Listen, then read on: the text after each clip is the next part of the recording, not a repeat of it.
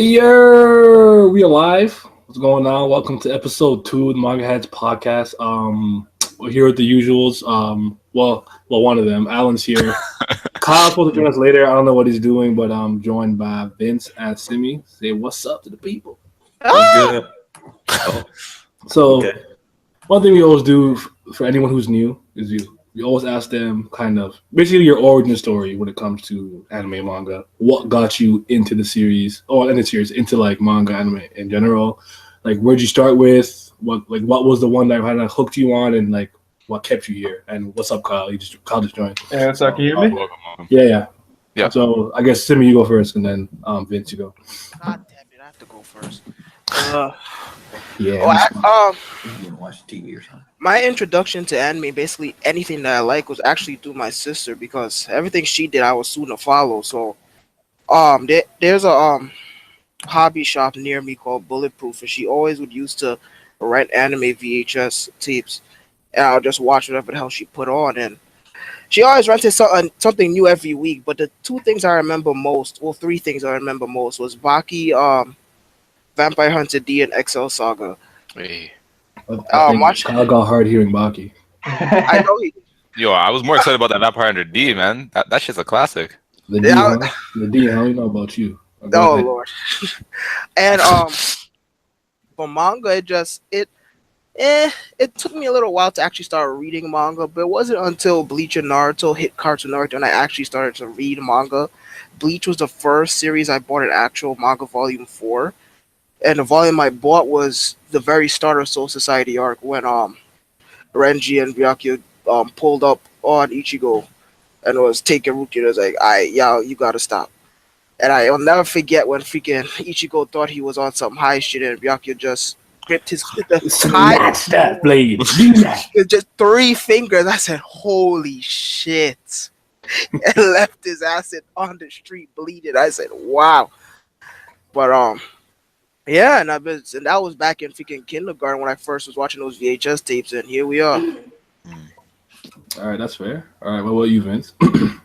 All right, so yeah, I've pretty much been watching anime as long as I can remember before we even knew it was called anime. Because as a kid, that's what I was always attracted to. I mean, I liked regular cartoons, but it was just because, first thing first, Dragon Ball Z, Pokemon, of course. And the first things that appear on Cartoon Network. But for the most part, I got into anime and manga kind of on my own. Just like it gradually just kept taking ticks up. Like I just for anime, I started staying up for Toonami. Just started staying really late at night. Then Inuyasha came, and Bleach, and just stuff like that was coming on. So I stayed up for that. And manga, I just went to Barnes and Noble one day, was that the one? Yeah, I think it's Barnes and Noble. Then I just went inside the shop, and I think the first manga I picked up was Death Note, and I was really young, so I didn't even fully comprehend it, but I knew it was heat. Mm-hmm. What was your first manga to me? Mine? Well, actually, I remember my sister, she owned a Cowboy Bebop manga volume, but I didn't actually read it. I just always flipped through it, but that Bleach volume I said earlier had to be my very first manga I actually bought and read from beginning to end. Mine was definitely Ranma, 1/2.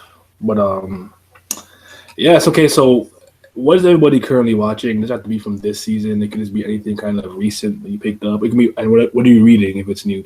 It doesn't be new. It can be old series. You're reading something like, I think you said you just read Shikita no Joe. So like, you know what I'm saying? Like, what are you guys watching this season or reading?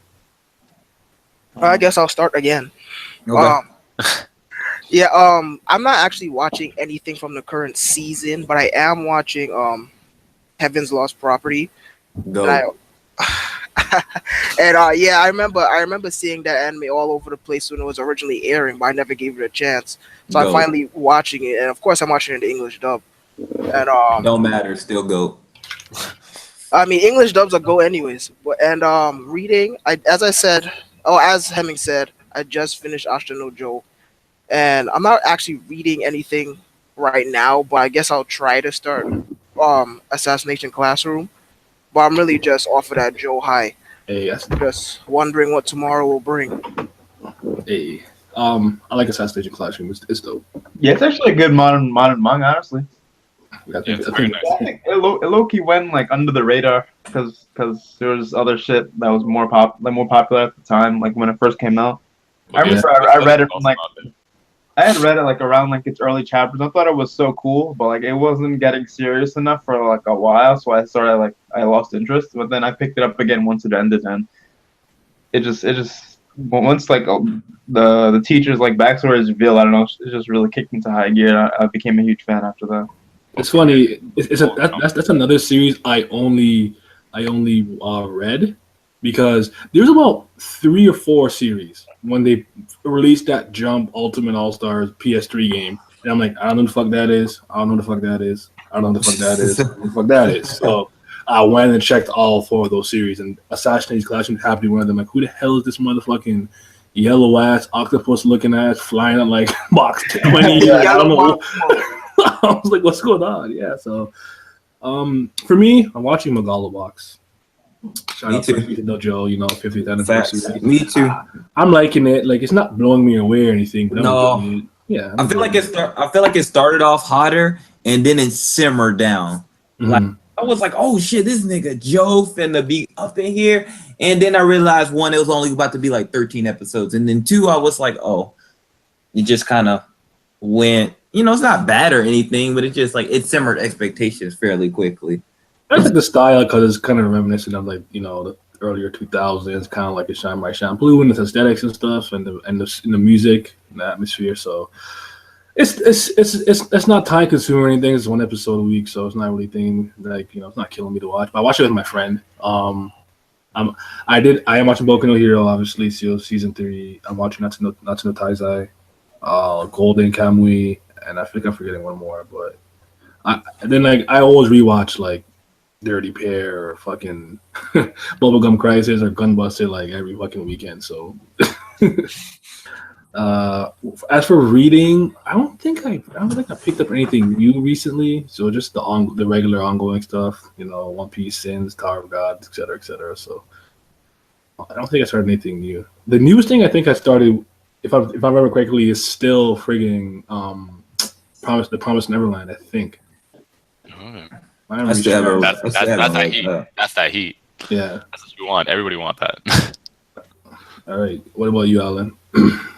For me, I'm watching Megalobox, obviously. I think everybody watching that right now. Watching Darling in the Franxx as well. Yeah. It's all right. It's all right. Trash. Like I said to me, it's literally a mix of Gurren Lagann and Evangelion. It's like it's the same shit. Like it's the same formula. They literally have scenes that are cut and paste from Evangelion. So I mean, that's how I know it's all right.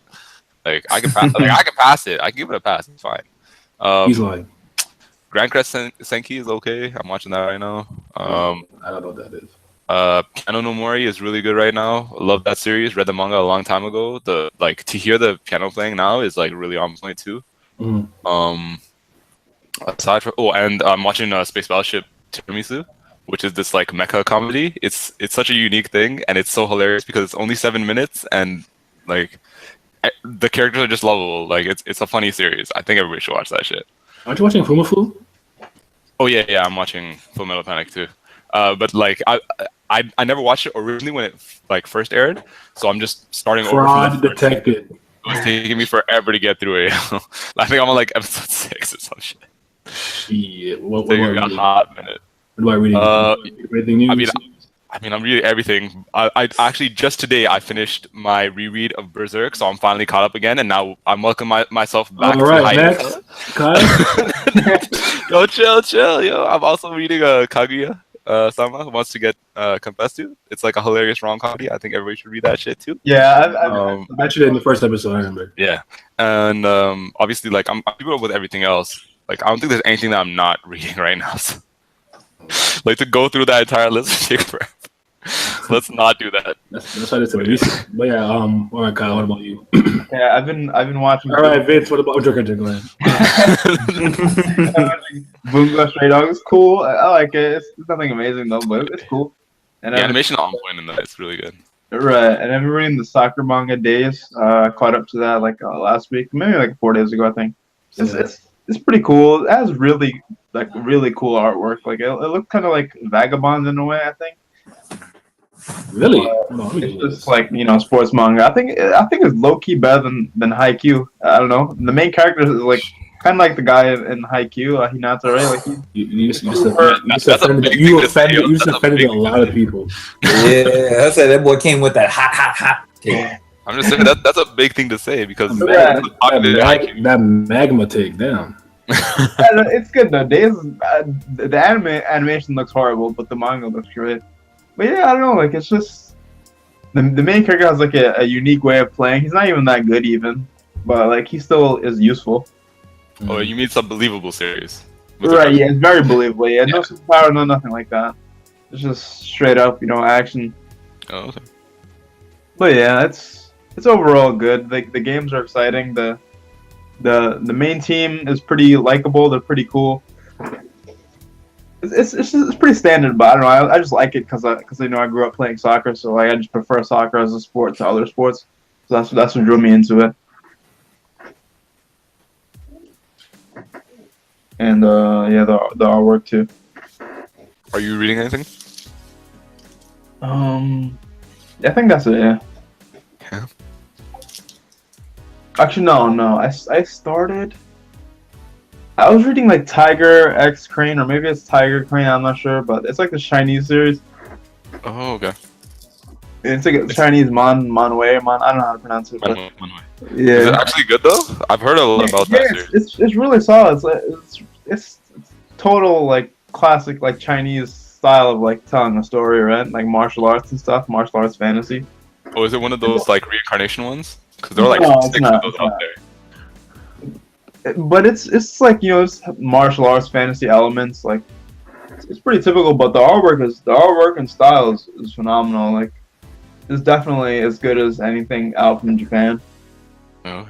Yeah, I've read 100 chapters of it so far. There's like 205 out right now.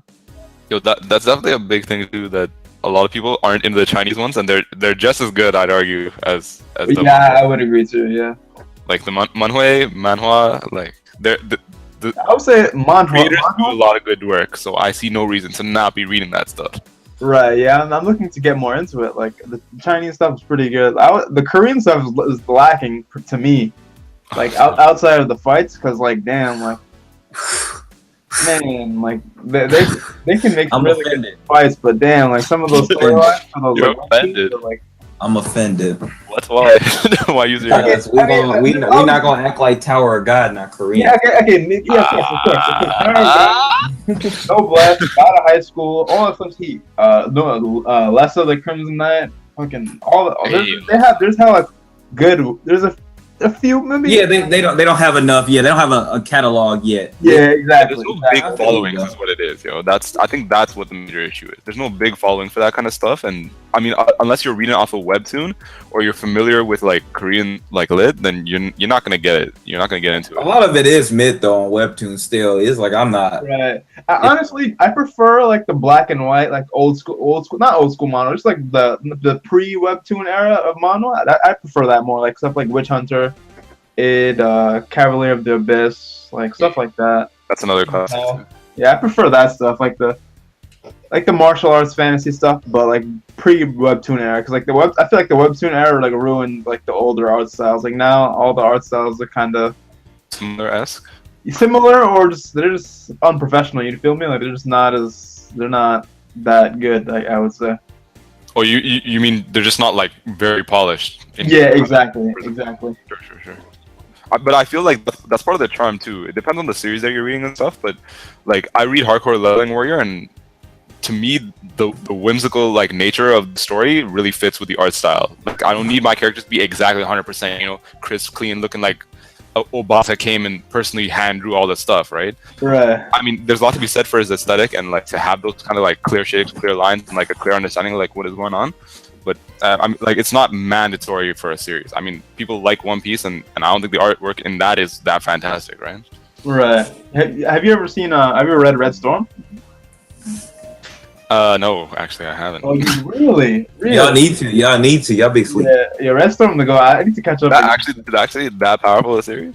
Yeah, it's like it's pretty good. It's definitely pretty good. Naruto. It's like a mix between Bleach and Naruto, with like how like exams, kind of like Tower of God. So there's lots of exams at the start, but like the setting is different because it takes place in the desert. Yeah, I say that's the most like appealing thing. The setting and the characters look slightly different from everybody else because it's almost like Middle Eastern based or like tribe based. So people are really interesting. They still look cool. They don't look like bums. Right. Yeah, they look hella cool actually. Like. I think my favorite character is Noya, the teacher. The teacher, he's cool as hell. Yeah. And I think his name is Trent or something like that. Like he has long hair and he has like a robe and shit like that. That dude's fucking cool. Oh, okay. Yeah, you're right. My boy Hims died. Again. Wait, did it lag out or something? But it would seem that we're still alive. So shall. Okay, well, I'm gonna do my animes and shit real quick because I didn't realize this nigga died. So for me, I'm fucking watching Box, of course, and I'm watching Disastrous Life of Psyche K. So what is that about? Oh, is that the other comedy with the pink hair boy with the psychic powers? Is that the one that's done by the guy who does Gintama? Or is that something else? Is it him? Honestly, I don't know, but it's a comedy, and I find it really funny because it's relatable. The comedy's pretty relatable, and they make funny faces. So it's more for my style of comedy, what I like. So okay, that's on Netflix now too. Yeah, I'd recommend it though to anybody. There's a season 2 too, but it's only season 1 on Netflix. And reading wise, I'm not really reading anything anymore. I was reading Peacemaker, but I ain't finished it yet. So. Is that getting good though? Because I swear I read the first 2 volumes and I don't know what it is. It just didn't keep with me. That's kind of how I feel right now. It's not that it's bad or anything. It's just like I don't know if it feels all right. Like as a series, it's just I don't know. It's not super engrossing or nothing. All right, so Kala Ape, so he's gone, but we got someone even better who just joined the stream. So. Go ahead and talk to the people. Let them know who you are. That was all for Nikki. She didn't say nothing. My name is Nikki. That's about it. All right. So tell everybody how you got into like anime and manga. Like what was your first?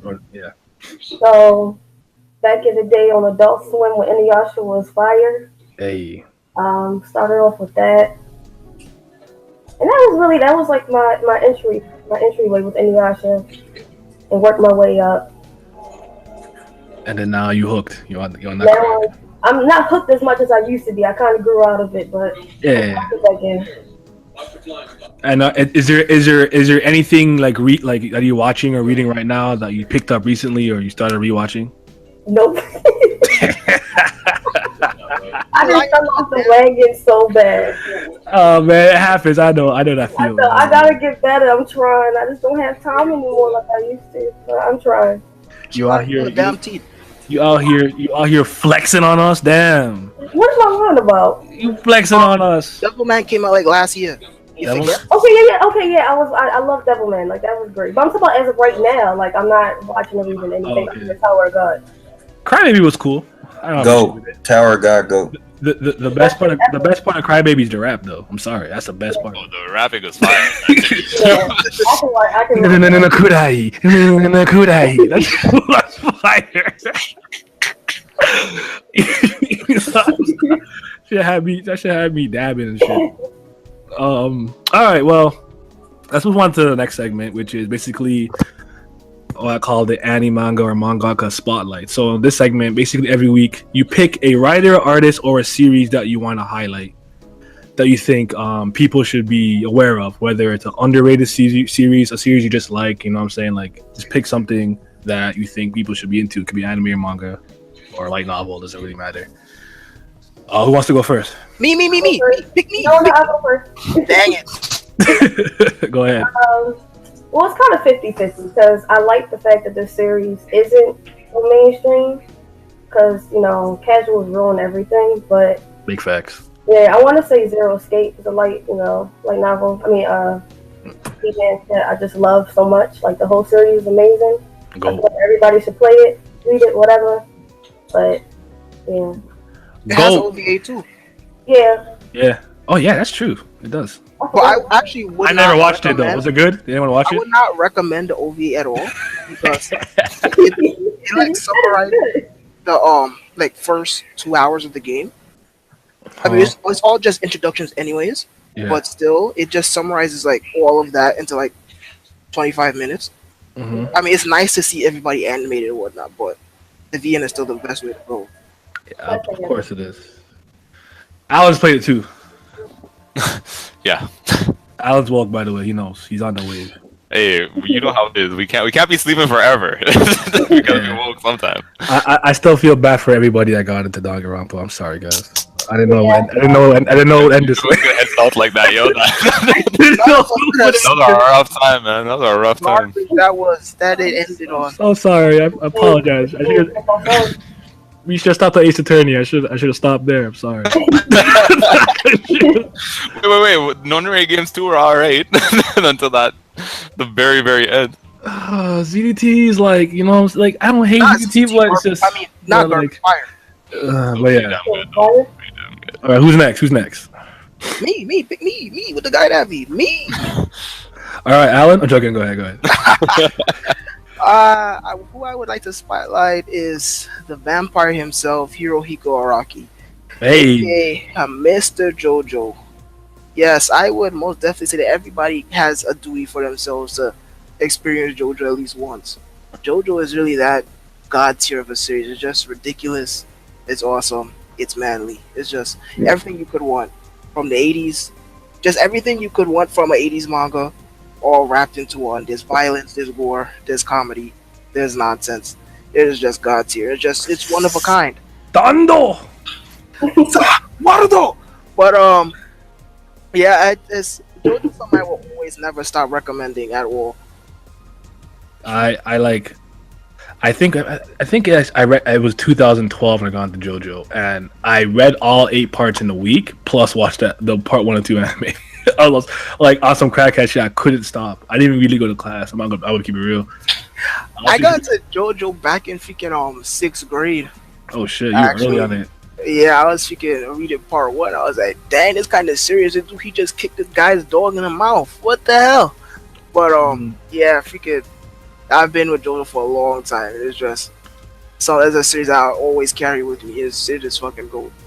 Yeah, it's one of my favorites. It never won't be. It's just too fun. Like it's just too fun. Like I don't know how you read that or watch it and you're just not smiling. Like just having a good time always. From Speedwagon's completely unnecessary exposition every time he's yelling, it's just the goal. Like, oh my goodness, I love it. Alan. I'm putting forward a series that's gotta be Mori. Say it again. I think Kano no Mori. Okay. By Makoto Shiki. Okay. I think right now it might be the best time to get into that series too because they just started like making an anime as well. Trash. But it's like the story is pretty simple. Like it's basically about this kid who like learns how to play the piano by playing this piano that's in the middle of the forest. Like it's this broken down thing. And anybody else who comes to like play this piano, like they actually don't have the finger strength necessary to actually produce any sound from it. So he's like the only person who goes out in the woods, plays this piano, and people are like, yo, this is like ghost piano out there because nobody knows that he's out there doing all this stuff. And like he comes from a rough background where his mom is like a prostitute and all this other stuff. And he's like it's just him like trying to like do all like like he just growing up, right? But it like he's out there in the sticks and people are like, oh, we gotta shun him because his mom is from the red light district and she's doing all this like stuff. But he makes friends with this kid who's actually like a pretty prodigious professional like piano player, or he wants to become a professional piano player. Mm-hmm. And then like he just like manages to find like a relationship with that guy, so they become good friends. And then wait, say it again. What did you say? What about what? No, what's it called? Piano no Mori. Oh, okay. I know you're talking about. BMC talked about this a couple times. Black Manga Critic. Yeah, he's super into that series. Okay, I know you're talking about. Yeah. Yeah, no, it's a really, really good series. Yeah. It sounded so familiar when he's playing. I'm like, didn't I fucking? What did he call it? Yeah, people should talk about it. It's actually an amazing series. They cover everything from the actual like piano playing to like the situation of the characters. So they build on everything. It's not just like purely about classical music and stuff. Because I know some people like struggle to get into that, right? But K-On! Better. Nah. Stop it. I know what you're saying right now. Back out. Beck is a completely different thing. There's no You're wildin', alright? Beck is also fire though, don't get me wrong. I love Beck, but gotta know where is his own thing. Full moon sway. That song is fire. Vince. Yeah, what's up, buddy? It's your turn. Alright, bet. I went to my garage, so it's kinda quiet now. Yay. Alright, so for me, I'm gonna go a different direction because you know me, I'm always boosting the Korean manhwa people. So I'm gonna go with Young Chan Wah or wrong. I don't know how to pronounce his last name. No one here can pronounce Korean names. I don't know. They're like okay. But anyway, if you ever read Bastard, it's the creator of Bastard, the author of Bastard. Alright. So he's got a new series out called Sweet Home, and it's different from Bastard, but it still has his infamous plot twist that he hits you with at the beginning, and then he's gonna probably hit you with another one in the middle, and he probably hit you with another one at the end. And I just like his style because he just like he doesn't do anything too crazy. He just gives you a nice, good story that's probably gonna be like 100 chapters, and I appreciate that. Sometimes it's just what you need. Sometimes you just need a manga or a manhwa that's just gonna be an 8 out of 10. That's good. What's the synopsis? It's about like it's a boy and like he's like at first he's like the biggest asshole like in the world, but like he still has emotions, but like he's the biggest asshole. He was like a hikikomori. He was sitting in his home and like he was being an asshole to his mom because you know how that's how they always are apparently. Alan. They just be like, I don't want to come out my room. I don't want to do nothing. And so basically he's an inclusive high school student, but he has to leave his home because his parents and his little sister disappear. So they die. So he has to live on his own, and then the whole world changes. And that's all I can say. You gotta read the rest. All right, that sounds good. So you heard it here for. Oh, did I go? Nope. No. Of course not. Damn. Everybody under the bus except for yourself. Like. Oh, all right. I'm gonna go with the anime film. My favorite one. It's called Tokyo Godfathers. It's a Satoshi Kon movie. It's about these 3 homeless people on Christmas Eve, and they basically find a baby, but looking through the garbage for food, and they just find a random baby, and they're like, "What the fuck?" Right? I love Beelzebub. Wow. I mean, all right, thanks for coming, guys. That's it. That's the end of the show. We're done now. So there's like a old ass dude, some drag queen, and like a young girl who ran away from home, and basically the whole thing is like it's Christmas themed, and they're obviously people are mean to them because they're bums and shit, but they're just trying to find where this fucking kid came from and bring her back to her home, and it's like dope, wholesome. Everyone's backstory and how they got to that point is pretty cool, the way they all connect and stuff. And I just like I watch this movie like always around Christmas time. I love this movie. One of my favorites. Satoshi Kon is a pretty good director. He got tons of good movies, but this is my personal favorite. I think he did what? Paranoid Agent. He did I can't remember. Perfect Blue, Millennium Actress. He's Paprika, and I feel like there's one more I'm forgetting. Oh. Yeah, that's that guy, same director. So check him out. He's got a good pretty like all of his shit is fire. I remember when Paranoid Agent was airing on Adult Swim. That shit was fucking fire. Yeah. It scared me not to kill. You got Paprika, which is literally Japanese Inception. like on steroids, like to the umpteenth degree. But yeah, all right. So time for my favorite controversy. Yo, boy. So I had a brief stream on this before, like a couple months ago, but this is before the verdict. So the mangaka of Rurouni Kenshin, Nobuhiro Watsuki, was charged with like possession of child pornography, something like that, and he admitted to it, right? Like, I like 15-year-olds, fucking weirdo, and he basically got slapped with like a 2,000 yen fine, and then he's 200,000, something like that, and then his shit's going to be back in Jump Square, right? And then what I don't like about them is they kind of like were like, well, we don't want to let the fans down, and we're like, bitch, I don't give a put that nigga in jail. What do you mean don't let the fans down? What does this look like? Lock him up. Stop publishing his work. Niggas gonna get money and buy more like shady shit. Like I don't mess with that. Like what do you guys thought on that and like the idea of separating the art from the artist and on shit like that? I mean, I think me. Yeah, go ahead. You already talking. Go ahead. Not just me for no reason, yo. You're already speaking. Go.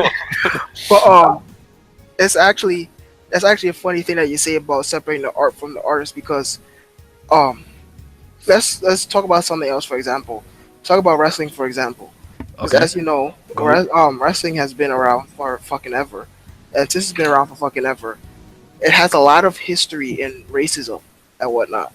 And for some reason now in 2018, and well, just basically more so on Twitter, there's this weird like morale type of thing where wrestling fans like to act like they're a moral compass or whatever. And anybody who has dirt on them don't watch their matches and things like that. But I think that's a very privileged. Oh, brother, that's for everything. Look at rap music nowadays. I think that's a very privileged mindset because me as a freaking minority, if I was to follow that mindset, I really would not be able to watch this medium at all because it has its roots in racism. A lot of its freaking history comes from racism. So it's like, huh? Now I think it's really easy to separate the art from the artist. You can enjoy art but not support an artist. None of us know what the hell these people are. Just because they make something good does not mean that we know them as a person. And that goes right to this. I mean, I've never even finished Rurouni Kenshin, and I still plan on doing it. I still think it's a good series. But does that mean I support this asshole? No, I will never support this guy. I will never stand him. It's just, unfortunately, bad people can create good things sometimes. It sucks, but that's just the way it is. Will I go out of my way to freaking buy Kenshin volumes or DVDs? Not anymore. I would still like to, but I cannot. Especially since Jump. I'm sorry. Keep going.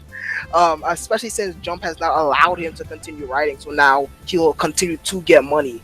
But I'm still gonna be a fan of Kenshin. It's just his ass gotta go. He should be fucking behind bars.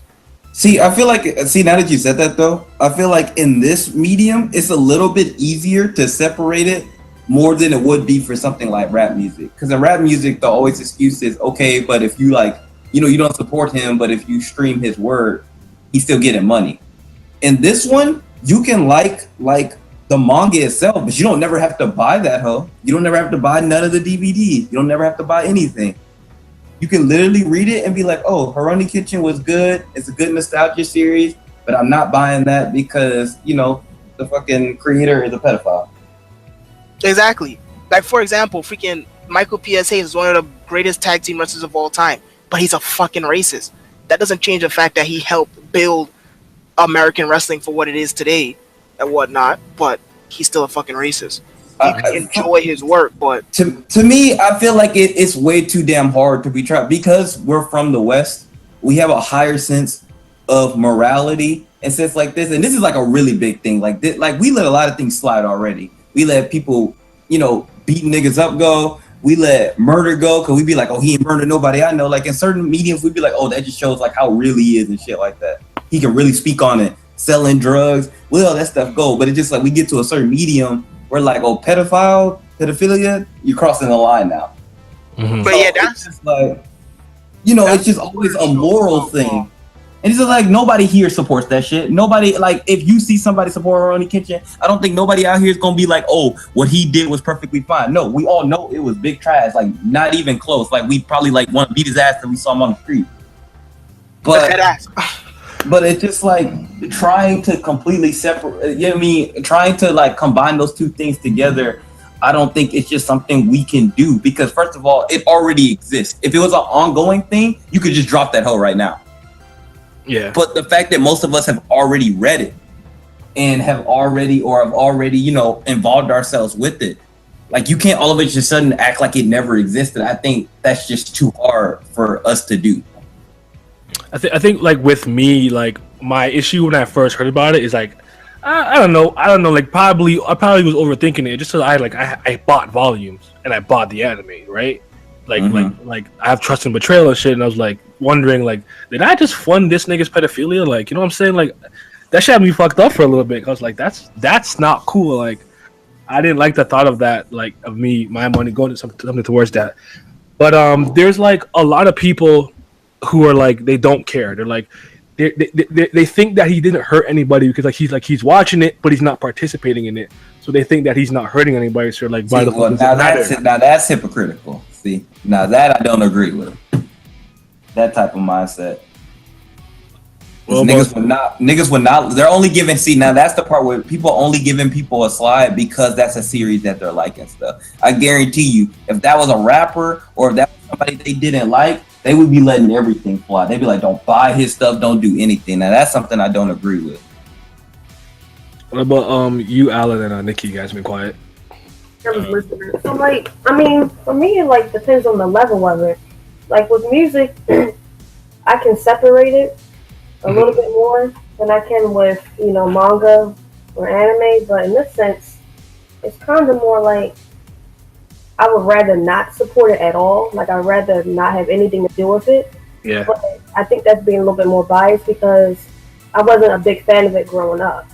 Like I knew about it, but I don't have any connection to it. So the people who have like a connection to it, nostalgia, that grew up with it, it's gonna be a little bit more difficult to be like, oh, I'm just gonna be done with the series altogether. So I mean, no shade to someone who still enjoys it because you can separate it in some senses. But for me, I'd rather just like have no parts of it whatsoever. I mean, that's fair. What about you, Alan?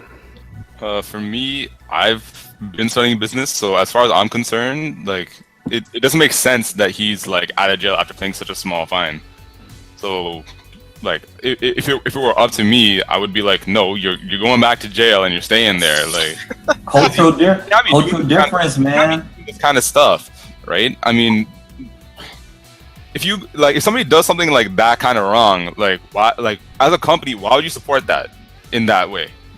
Because they put it on us, like it's our fault, basically what they did. But that's what I mean. Like that's even more reason to like be boycotting like that kind of company.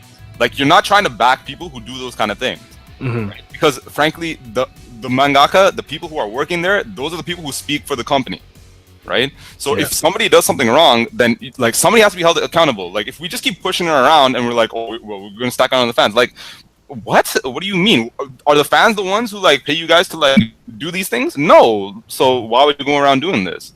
Right? The problem is like, okay, so a long time ago there used to be a greatly written article in Time magazine that explains like Japan's problem with pedophilia and stuff like that. And for a long time the only law that was actually outlawed was having sex with minors. And the age of consent is like what, something crazy, like it was like 13 or 14. You can fact check all this, by the way.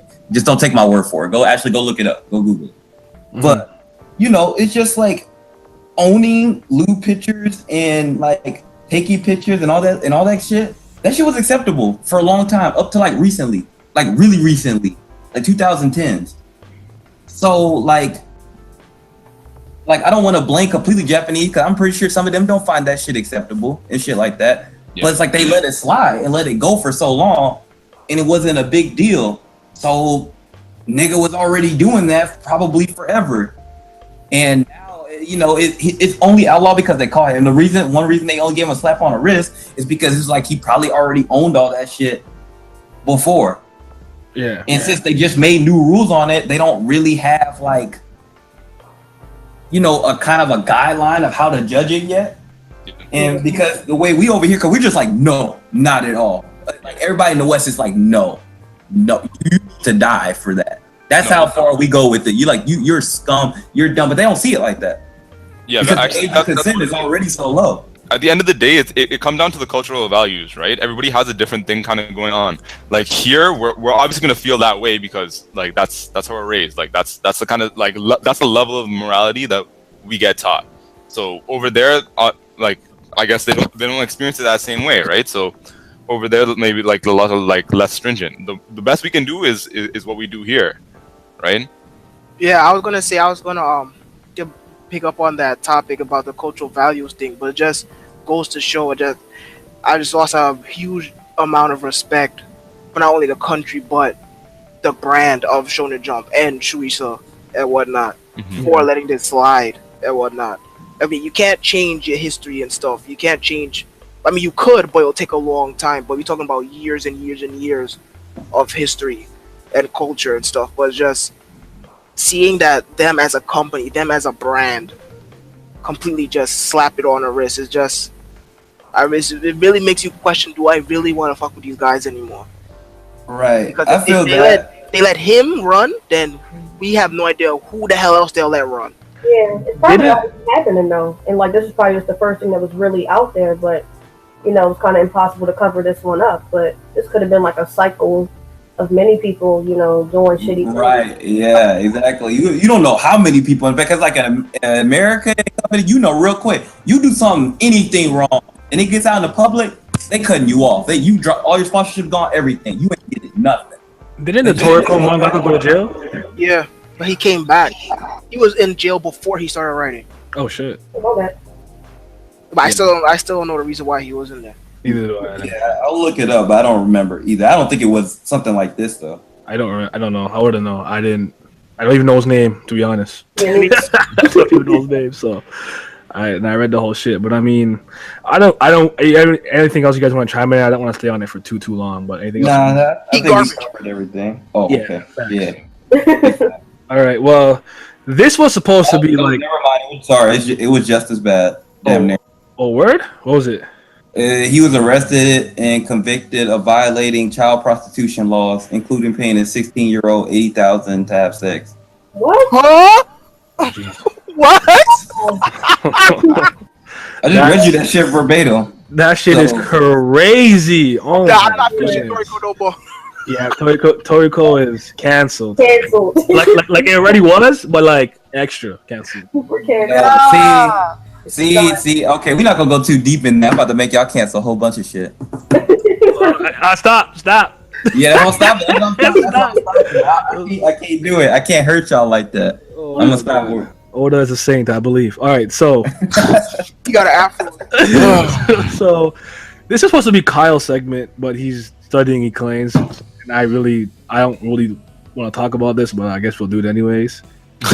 he wanted to talk about Naruto, right? And right, of course. Nigga watched like 3 Swag Kage videos, and now he's a Naruto stan again. Of course, Kyle. But anyway, Yeah, Lord. it's never his own opinion. It's always someone else's. But anyways, I'll talk about the rise and fall of the series. Like, obviously, commercially, I think in terms of monetary value, it made a lot of money. It's very popular in the West. They got the games coming out here out the wazoo that I never buy. But what do we generally think about the overall story? Okay, I'm going first on this one. Yeah, I'm going first on this one. All right. So Boruto, I'm not even gonna talk about that shit. Straight cash grab. I don't know what that is. I feel like because I feel like most series like that have a second part like that, I almost always feel like they're a cash grab. Yep. So it's not even just them. I'm not even just dry hating on them about that. Super better. Go on. Super trash too. It's better. Super knows what it is. But anyway. Oh, it's fucking dookie. But anyway, is Naruto good? Yes. Is it great? No. That is my straightforward opinion. Is it good? Yes. You know why I can say it's good? Maybe you don't think the writing is good, or maybe you don't say certain aspect is good, but the fact that it even blew up and it holds like childhood nostalgia and the characters are like, memorable makes it a good series. Are they memorable though? I mean, Naruto, Sasuke, Kakashi, you know, the important people. The side characters, not. But the main people. And that's what you care about. That's the people that sell the merch. That's the shit that gets the push. So in that way, so it's a success because it's popular, is what you're saying? I argue more than that though, but it's not only that. The fact that we're even having a debate about it means that it's good in something to me. Now, when I say that writing's good, I say half and half. The first half, part 1, I think was fairly well. I wouldn't say none of Naruto was really written. Maybe an arc, maybe one arc. But most of Naruto, no, not really. Part 1 was good. Part 2, the formula was whack. it got a formula and it became whack. I mean, like we talk about all the time. This man Naruto really was talking with people who were slaughtering his own people, were slaughtering his own village and stuff. And I feel like that's even harder for us to relate to as like a Western culture, because you know sometimes we be looking like blood for blood and eye for an eye and stuff like that. And Naruto was just like, nah, I need to save everybody. It's like, Brody, you already failed. Like you already let a lot of your people die. Mm-hmm. Like, and you didn't have it's not like he was the one with the power to bring them back. When Kakashi died, when Jiraiya died, when Hinata got waxed and almost died, or if she did die, Naruto didn't bring those people back. He didn't have the power to do that. So part 2, I mean, to me, Naruto just has like the benefit of nostalgia. It's like its best and worst quality nostalgia, I think. But that's what I'm gonna say about it. I'll let y'all talk. Do you think it had an impact on the manga anime industry, like that will shape future series for years to come? See, now if you're arguing that, see, now that you just said that, I feel like it's different definition, because I don't feel like it did, to be honest. No, that's just like a little extra pepper I wanted to add on the meal. That's all I want to know. No, I feel you, but Steven, why did you say that? I guess it's different interpretations of the word good. Because now that you said that, do I think it's going to have some long-lasting impact? No, I honestly don't. I feel like Dragon Ball Z, Yu Yu Hakusho, One Piece did that a lot, way higher quality, a lot better, having an impact.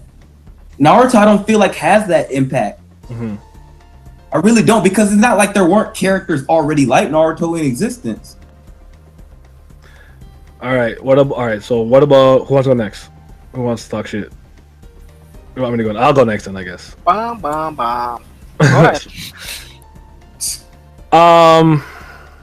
Naruto's garbage. Bad. I was waiting for something like this. It's okay. See, I know why you're gonna tell. See, the good thing I like about this is that you're gonna explain to me why it's bad. You're not just gonna say it's bad. So yeah, it's my whole thing with like the Naruto story was he was supposed to be an underdog, right? He was ostracized by the village. He was supposed to be relatively talentless, and the whole idea was that this loser kid that, you know, was supposed to become, you know, the ninja president of his village, right? So couldn't even Jutsu. Don't forget that point. That's true. And I felt like the series started off with a bang. A good strong start. I think Chunin Exam is dope. Sasuke Uchiha arc's dope. All that stuff is great. And then I start to feel like the latter half of the series tries to relive former glory, because it's just not as strong, but it's trying to act like it is, if that makes sense, right? Yeah. So you got. Oh wait, sorry to cut you off real quick. Hold your thought. I just realized you said this nigga was supposed to be talentless. You know, it's like you just said that, right? That nigga learned damn near, because you know how they were gassing up Shadow Clone Jutsu at the beginning, like that shit was like some forbidden jutsu. It's not. It's not. Right? I don't care. They were really gassing up. The nigga, the very first villain had to steal a scroll to do a regular clone. Like, what's the difference between a? See, now the fact you did it, I'm about to change my opinion. That shit meant. I just forgot about it. One short explanation, and it's a wrap already. It's a high level technique. I'm like, that nigga was supposed to be a Chunin. Nigga didn't know Shadow Clone Jutsu. You can't make a clone, my guy. There's water clone, mud clone, wood clone, like lightning clone, shadow. Like, come on, like, who cares if you can do a shadow clone? As long as you can clone, like, it doesn't fucking matter. Like, that shit was stupid to me. And then the whole time, this nigga had a plot device in his stomach, right? He already had a large reserve of chakra, right? His mom was the previous Jinchuriki, which. And then you know how for whatever reason his mom and dad can fucking leave their soul in him, so it helped bind Kurama and all that nonsense. And his dad was a goddamn genius. I was like, what? At what point was I supposed to believe this guy was an underdog? He's the reincarnation of one of fucking Ninja Jesus' son. Like, it also didn't make sense why the village would blame him. That's why the third Hokage asked. First of all, why would the village blame him? For one, he wasn't in, because the way they made it seem like it was like had this Jinchuriki and it just showed up and they had to put it in Naruto. Then you find out later that's not true. His mom had it the whole time. His dad's the one that got her pregnant and weakened the seal. And then there's a bunch of them. Yeah, so it's like 20 people's fault before Naruto's fault. He spent the entire series chasing after a boy that one had nothing to do with him, and like for me, like it just loses me after the Pain Invasion arc. But when that war hits, it's for real loses me. But I really think the 5 Kage summit was trash, and people loved the fuck out of that part. I think it was just Sasuke nonsense, and he's another character I can't fucking stand, and he's basically I hate the protagonist. Like the show just became the Naruto and Sasuke story, and everybody got shoved to this. Did you guys even think Neji was important enough to fucking die? That's what I said. That's what I said. When Neji died, I really didn't feel anything. I was just like, oh, Neji, you were cool. But he didn't do anything all of part 2. I'm like, you're here? He got his ass uppercutted one time by Naruto and had one good fight in the Sasuke retrieval arc. Nigga had a glass jaw. After that, what did he really do? My destiny and failure. One punch, you're done? Trash. Yeah, he was spouting that nonsense. That made you almost feel like that nigga Neji never got hit before in his entire life. Never got hit. Not one time as a ninja did he get hit before that moment. But yeah, it's just like, really looking at Naruto now, man, low key. He's very bad at balancing the characters, because the more, I guess he wanted to show how important Naruto and Sasuke was because they're the reincarnation of Ninja Jesus' son. And basically everyone was forgotten and left in the dust because of that. It was just like, and if you liked anybody that weren't those two characters, see, my favorite character was Kakashi, and they low key made me feel like everything was Kakashi's fault, low key. It's like low key when you go through Kakashi's history. First of all, I'm surprised that nigga didn't commit suicide like his dad, because that nigga had way more on his plate than everybody else, emotional stress and everything. Fuck everybody. Like, other than Gaara, who had more emotional stress than Kakashi? Apparently Sasuke. So his best friend, his best friend died. The girl, he killed the girl that loved him. He was kind of his dad committed suicide. Died. Yeah, a bunch of shit happened to that bad dude. But before you continue, I want other people's opinion on the series. So right, big facts. Someone else go. Yeah, y'all niggas talk, man. We getting out here. Like, I just feel like as a whole, it had so much potential. Facts. With the side characters, they focused on Team 7, basically the entire series, which was, I was honestly tired of all 3 of them. Like, I literally did not care for any of them at all. Preach, girl. Speak them facts. It sucks because when I first started watching it, I seen the potential with it and I loved it and I liked it and I just didn't want it to end. And the more I kept, watching it, I just realized I'm like, it's a complete waste of my time. Like, I should just, give up on it. So it's kind of like upsetting in a way, because I hate when I see something that I know, like, okay, this is going to be good. Like, I'm excited to see these characters grow, their backstories. But, I mean, the most you've seen the other teams were in fillers. And it was overall a complete waste of the series. And the only thing I have from it is the nostalgia. And that's it. Like, there's nothing else that Naruto can bring to me other than my memories as a kid and playing the games and everything. But other than that, it was a waste of everybody's time, in my opinion. Yep. Booty! Alan or Simi? Alan, go first. All right. That means he's about to go off. I am ready. For me, like, you guys pretty well rounded up all the character issues that I had. But in addition to that, like, the world building there is actually garbage. There's nothing about it that's not flawed.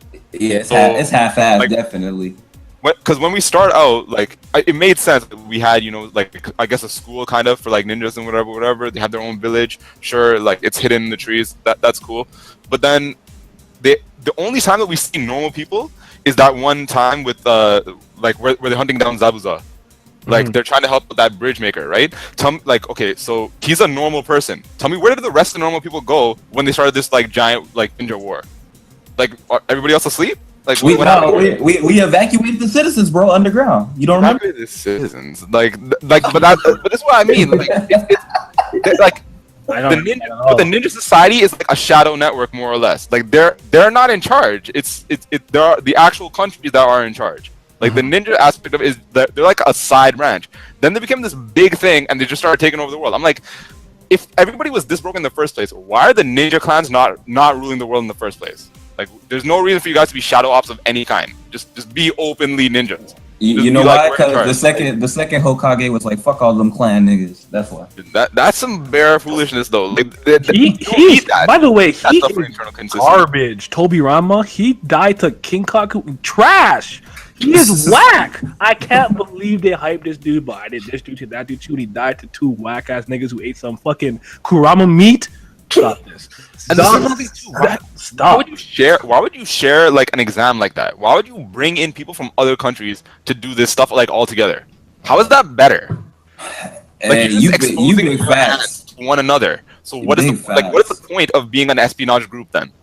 Like, maybe it felt like they were always trying to have peace. It was like one of those things that like I can't really defend it, but I'm from the way it came from to me, like for the tuning exams, like they were trying to have peace. Like the Sand people were supposed to be their allies, so they were just like, oh, you know, maybe you'll come to our village, because they didn't really explain that. Like, did it always just happen in their village, or do they rotate? You know, do they trade off? That aspect of it. They do that, and they spend a lot of time building up all these side characters, but then all of them become irrelevant. So, like, what was the point of going through all these people? We didn't need them in the first place then. I can't believe Neji died. That's some foolishness too. Like, there was no reason. Like, was he even worth killing? No. So then, what good is that? Like, it did nothing to push along the story. I forgot. My problem is then he had a tree in his chest. Oh, a tree. He died by a tree. My problem is that they really discredited all of their higher ranks. That was my biggest problem with the side character. You made every Jonin look like garbage. Every single last one of them. And the Genin had 10 times more feats than the Jonins did. They are garbage. Didn't the Hokage's like right-hand man get beaten by Sound Ninja and like second arc? Garbage. They made the Anbu seem like the coolest thing. They're like they're secret ops of ninjas. Like they're like the best of the best. Wax. All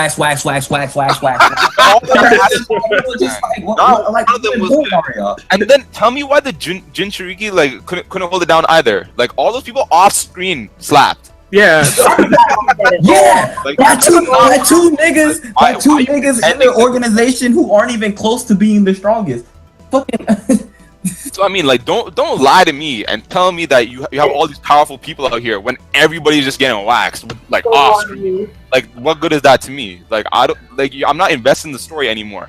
Like, you're just doing whatever you want, kind of, and like we're getting is like a bunch of emotional crap from Naruto about like going to fetch Sasuke. Like, even at the very end, like, tell me after they lose their arms, why their blood together like that? Like, what kind of romance? A real nigga should have rolled through and killed both of them while they were on the ground. That's what I would have done. See, but they don't even do that. Like, so what are you doing?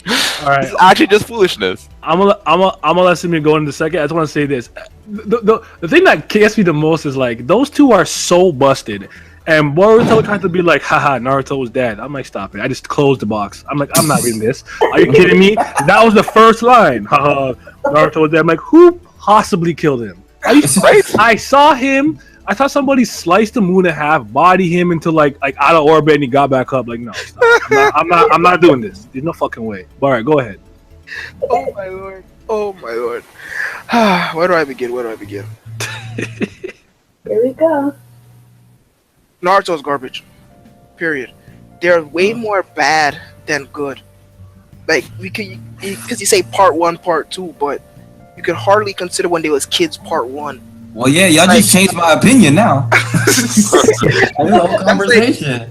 Because when they was kids was like 15% of the story, and the rest is just the fucking Dragon Ball Gundam bullshit that we saw today.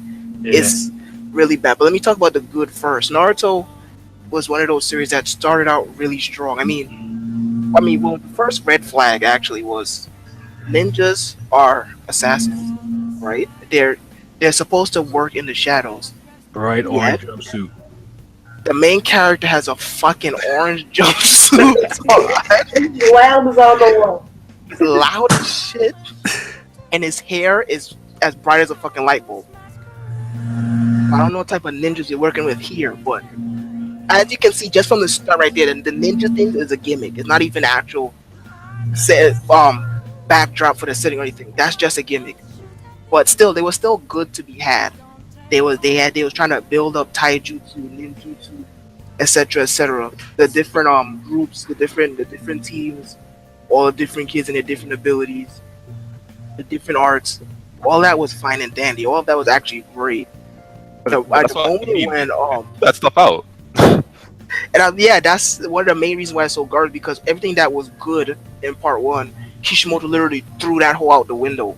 Yeah. But the moment when Naruto, when Team 7 came back from that mission with Zabuza, and then Rock Lee was there, and he washed both Naruto and Sasuke.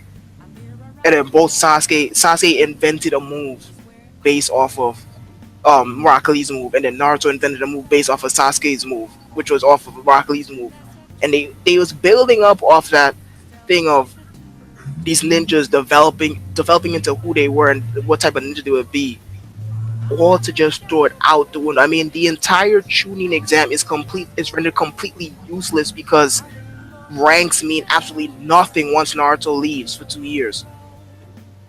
So we have an entire arc that's now rendered completely useless because ranks mean nothing. Garbage. Complete garbage. And now Shippuden, oh boy.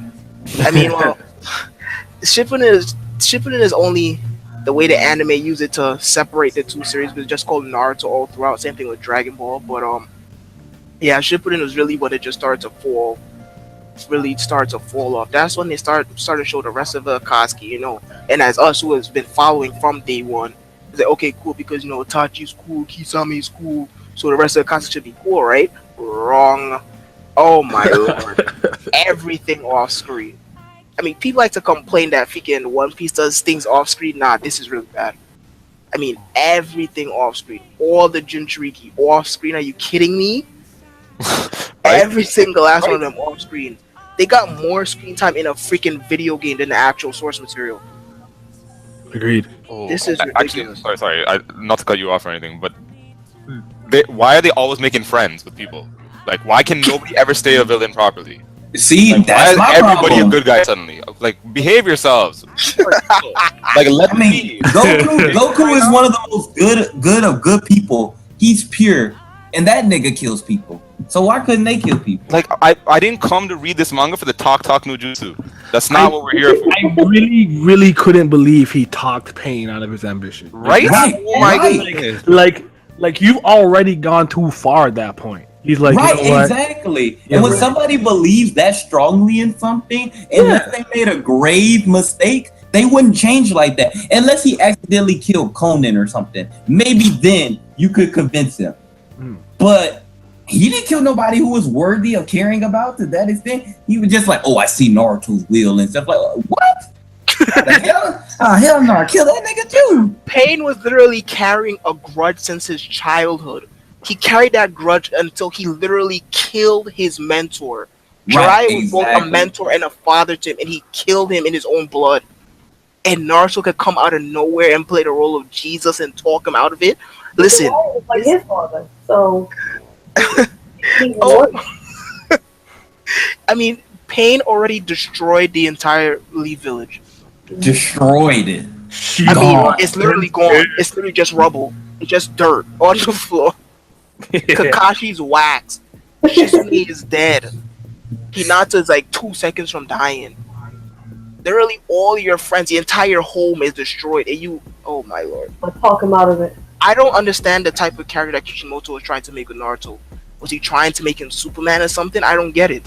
Like, I really don't know. It's like, it's so, contradictory. It's like one thing you see about Naruto is like when he gets angry, the nine-tailed fox boils up inside of him and feeds off that angry. And then the points where he shouldn't be angry, where he should be angry, he not angry. Obito was the best guy. I wanted to flip my table, but like, it doesn't even make sense. Like, look back at the freaking Zabuza arc. Yeah. The first time he even seen freaking the Nine-Tailed Fox was over some shit that was not even that serious. He thought that freaking Sasuke died. He was perfectly okay. Mhm. And he went freaking batshit off the wall. But you can tell me a man could literally destroy your entire house, kill your teacher, kill residents of your home. Both your teachers. Both your teachers. Yep. Kill your future wife. And you don't give a shit about none of that? Are you kidding me? It's not, the writing isn't consistent. And then just the power scaling is completely garbage. Everything that was good about part 1 is completely thrown to the wayside. It just Right. Oh my lord. I don't even want to talk no more. It's just garbage. It's really garbage. There's way more bad than there's good.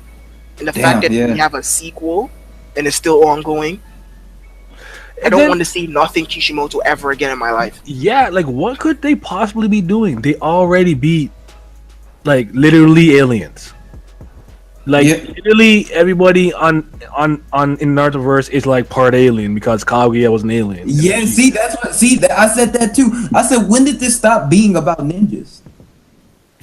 Like, what happened to the ninjas?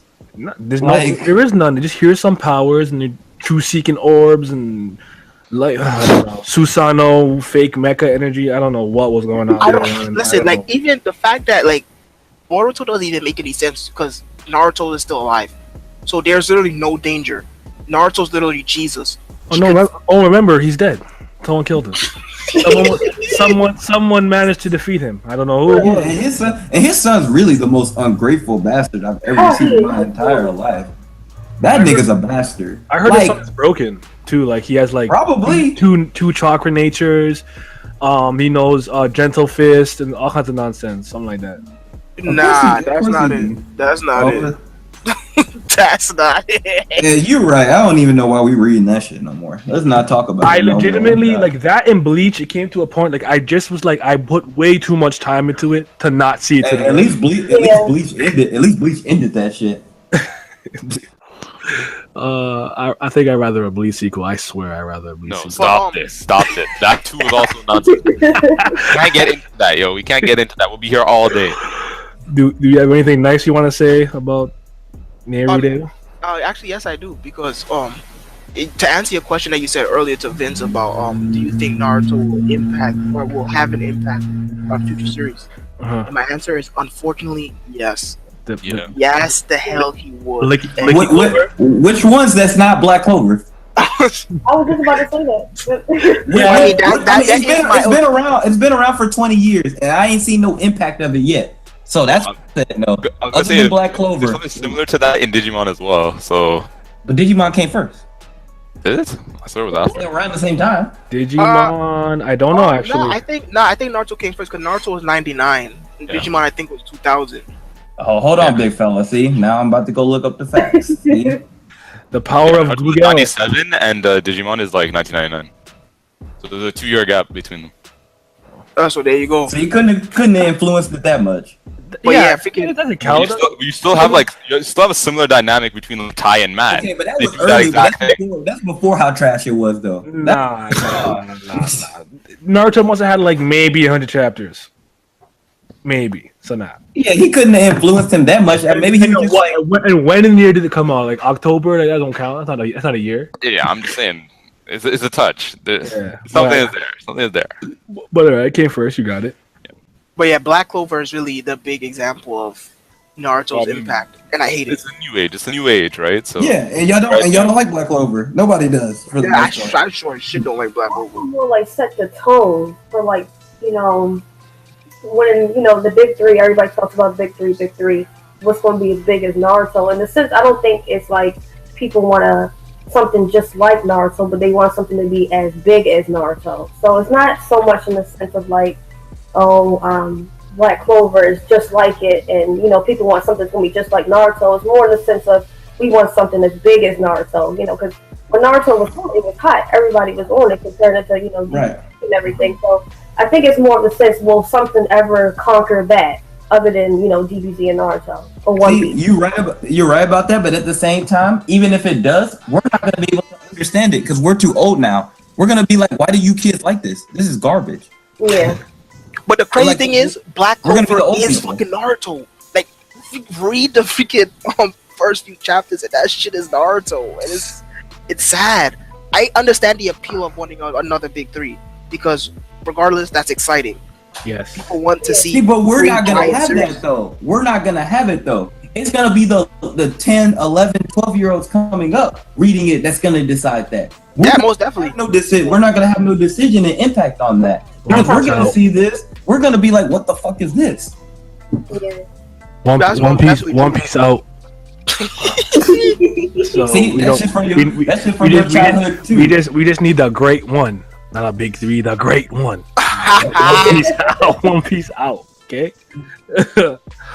Here's what I'll say. I think that Naruto versus Sasuke fight, part 1. I don't like part 2 that much, to be honest. Part 1 was crazy. Oh my god. I lost my mind as a child while watching that stuff. That was insanity. That was crazy. Like that was like that's like amazing. And I like Orochimaru. That's really one of the good things I got to say about it. Yo, I'm just saying, that guy is prospering, all right? Despite the fact that he murdered a bunch of people. Like, Yo, experimented on them. So he's about that life. He Like experimented on human beings. Like he will snatch a child off the street and put him under a knife. Like he was about that jutsu life. He was trying to live forever. I respect Wow, he was the best villain. Crazy. Yeah, I respect it. He's a snake man. That's why I'm telling you. I don't think he made any sense because I don't get how he came back. He had his soul, and I Because don't he was know. Aizen, bro. He was the equivalent of Aizen in that series. I don't know He if had it a makes backup sense, but plan for everything. Yeah, I was he's a happy to see snake. him. Don't doubt the powers, all right, of the serpent. But yeah, okay. Last thing I'll say is, what would you rate it out of 10? 5. 3. No. About 4.5. I'm being generous, I guess. What'd you say, Alan? I can definitely give you a 2. Soft 2. I'm giving it points for fights and character. I'm giving it for nostalgia, and that's it. That's why I gave it 4. I float around that 4.5. I can give it. Yeah. I would actually say 3 because again, there's way more bad than good, and the good is it's really just a small percent of the freaking entire story of it. Just as Vince said, that 3 is just based off of freaking fights. Everything else is. Yeah. All right, so let's move on from that. That was good though. That was good. But okay, so this is kind of a continuation of a segment that we had the last episode, which kind of got cut short. Totally my fault. One Piece came out when I was recording, and I just lost focus. Right? I just lost focus, and I basically cut it short. So I'll kind of repeat what we did with the first one, and then we'll come back to this question. So one of the things I asked was, why do you think that people are so against trying out sports series in general? Like, I find that it's one of the genres you get a lot of resistance with. Like, try Haikyuu, and they go like volleyball. Okay. So from my experience, people put stigma on sports series. 1, they're not into sports. 2, they didn't play that sport, so they're not into it. 3, they don't realize how interesting an anime or a manga could really make any series because it's over exaggerated. Mm-hmm. So you can really make anything good. Yeah. Anything. Like, okay, so I'm a big fan of Akagi, right? And any of y'all ever seen Akagi or know what Akagi is? Yeah, the guy with the big nose. He gambles. Yeah, he plays Mahjong. Okay, so I've watched that series 10 times. The first 9 times, I did not understand anything about Mahjong. I watched that whole constantly. I had another Google tab open, trying to understand the rules of Mahjong. But the fact that the drama in it and the main character, which is so good, I kept watching it over and over and over again. Now the ending is buns, and the manga writer is ridiculous. Like that the last fight went on for like damn near 200 chapters. I bullshit you not. But I don't want to get into it. I don't want to talk about it. But anyway, but like I said, but the fact that I even got into it was the fact that I think people don't give it enough of a chance. Like the moment that you get into it, like I watch Shokugeki. Soma is fucking fire. Soma's underrated as hell. Just like as a standalone character, throw the fucking everything else out the book. Himself, the way he's written is so fire. It's ridiculous. He's a really good main character. I think people just put stigmas on it. Everybody's like, oh, if this ain't got no fights and this ain't throwing hands, or if this ain't no fake woke psychological shit, they don't want to get into it. Mm-hmm. Which people don't understand that most of the time we watch anime, unconsciously or not, for character development. Yeah. That's why you probably like most of the series you like. It's because you like how the character developed. All right, that's fair. Well, like, what do you think people are so against getting into sports manga? And do you like them? I guess it's also something you should. Oh, I love them. I love them. They're probably number 1 or 2 on my list of like how highly I rate them as a genre. Yeah. I'm probably 1 or 2, because I feel like there's way more good sports manga than almost any other genre. To tell you the truth. I mean, romance undefeated, but I mean, you got it. Hey, I got romance high too. That's what I'm saying. See, listen, don't be giving that away. I need that etchy seinen romance where they be cheeks. That's what I need. I can't have no hand holding and they blushing, looking away. I need cheeks. The problem is you gonna say that and they gonna give you some stepsister cheeks, some incest, real sister cheeks. You better chill out. That's when I hit the step back, the James Harden step back. Stop this, though. 160 voices is too many, man. We're not doing that again. Okay, so I'll say with me, like a lot of people say, like, why would I watch this sports anime? I could just watch the real sport, which I also was so stupid. Like, what? Like, doesn't make any sense. And some people, and some of these people are like the people who like Hajime no Ippo. It's like, so I just watch real boxing, not watch Hajime no Ippo. Like, that's sport. They're fighting. Please, that's a terrible excuse. Yeah, that was dumb. For me, I like the psychology that some of them dive into, where like the reason why I like something like a Dino Ace so much is because they dive into the psychology of sports, and one thing they capture very well is no matter how good you are and how talented you are, you do not play your best every single game, and something small can throw you off. You throw a pitch, you thought you had it, they hit a home run, now you're in a pitching slump. And it's not that you can't do it. You're messed with psychologically. You twisted your left ankle. Now you're overcompensating on your right foot, and now you're hurting your right foot because you're trying to protect your left one. The thing is, now that you're saying that, people don't even realize that in real sport. That's why sports people, even though I don't believe this is particularly true, that's why like football players and stuff don't like other people talk about football or think they don't understand it unless they play. Because there's just so many different factors. Now, I don't believe that's necessarily true. I think you can empathize and understand it. But, that's what part of the reason why they don't. I think that's a huge factor that, that manga really brings out. Manga and anime really bring out. So I think that was a great point. Somebody else chime in. Yeah, it's more like for me, I don't like sports at all. That's fair. So anime, like, it turned me into it. Like, I would never watch someone play tennis. Ever. Like, you would not catch me watching a tennis game. But on Toonami, when Prince of Tennis was on, I was watching it every week. Saturday, I was in there tuning in. Them niggas go. It made me like it, just to see. I like how over-exaggerated it is. That's what makes it sparkle. Like, I can watch that all day.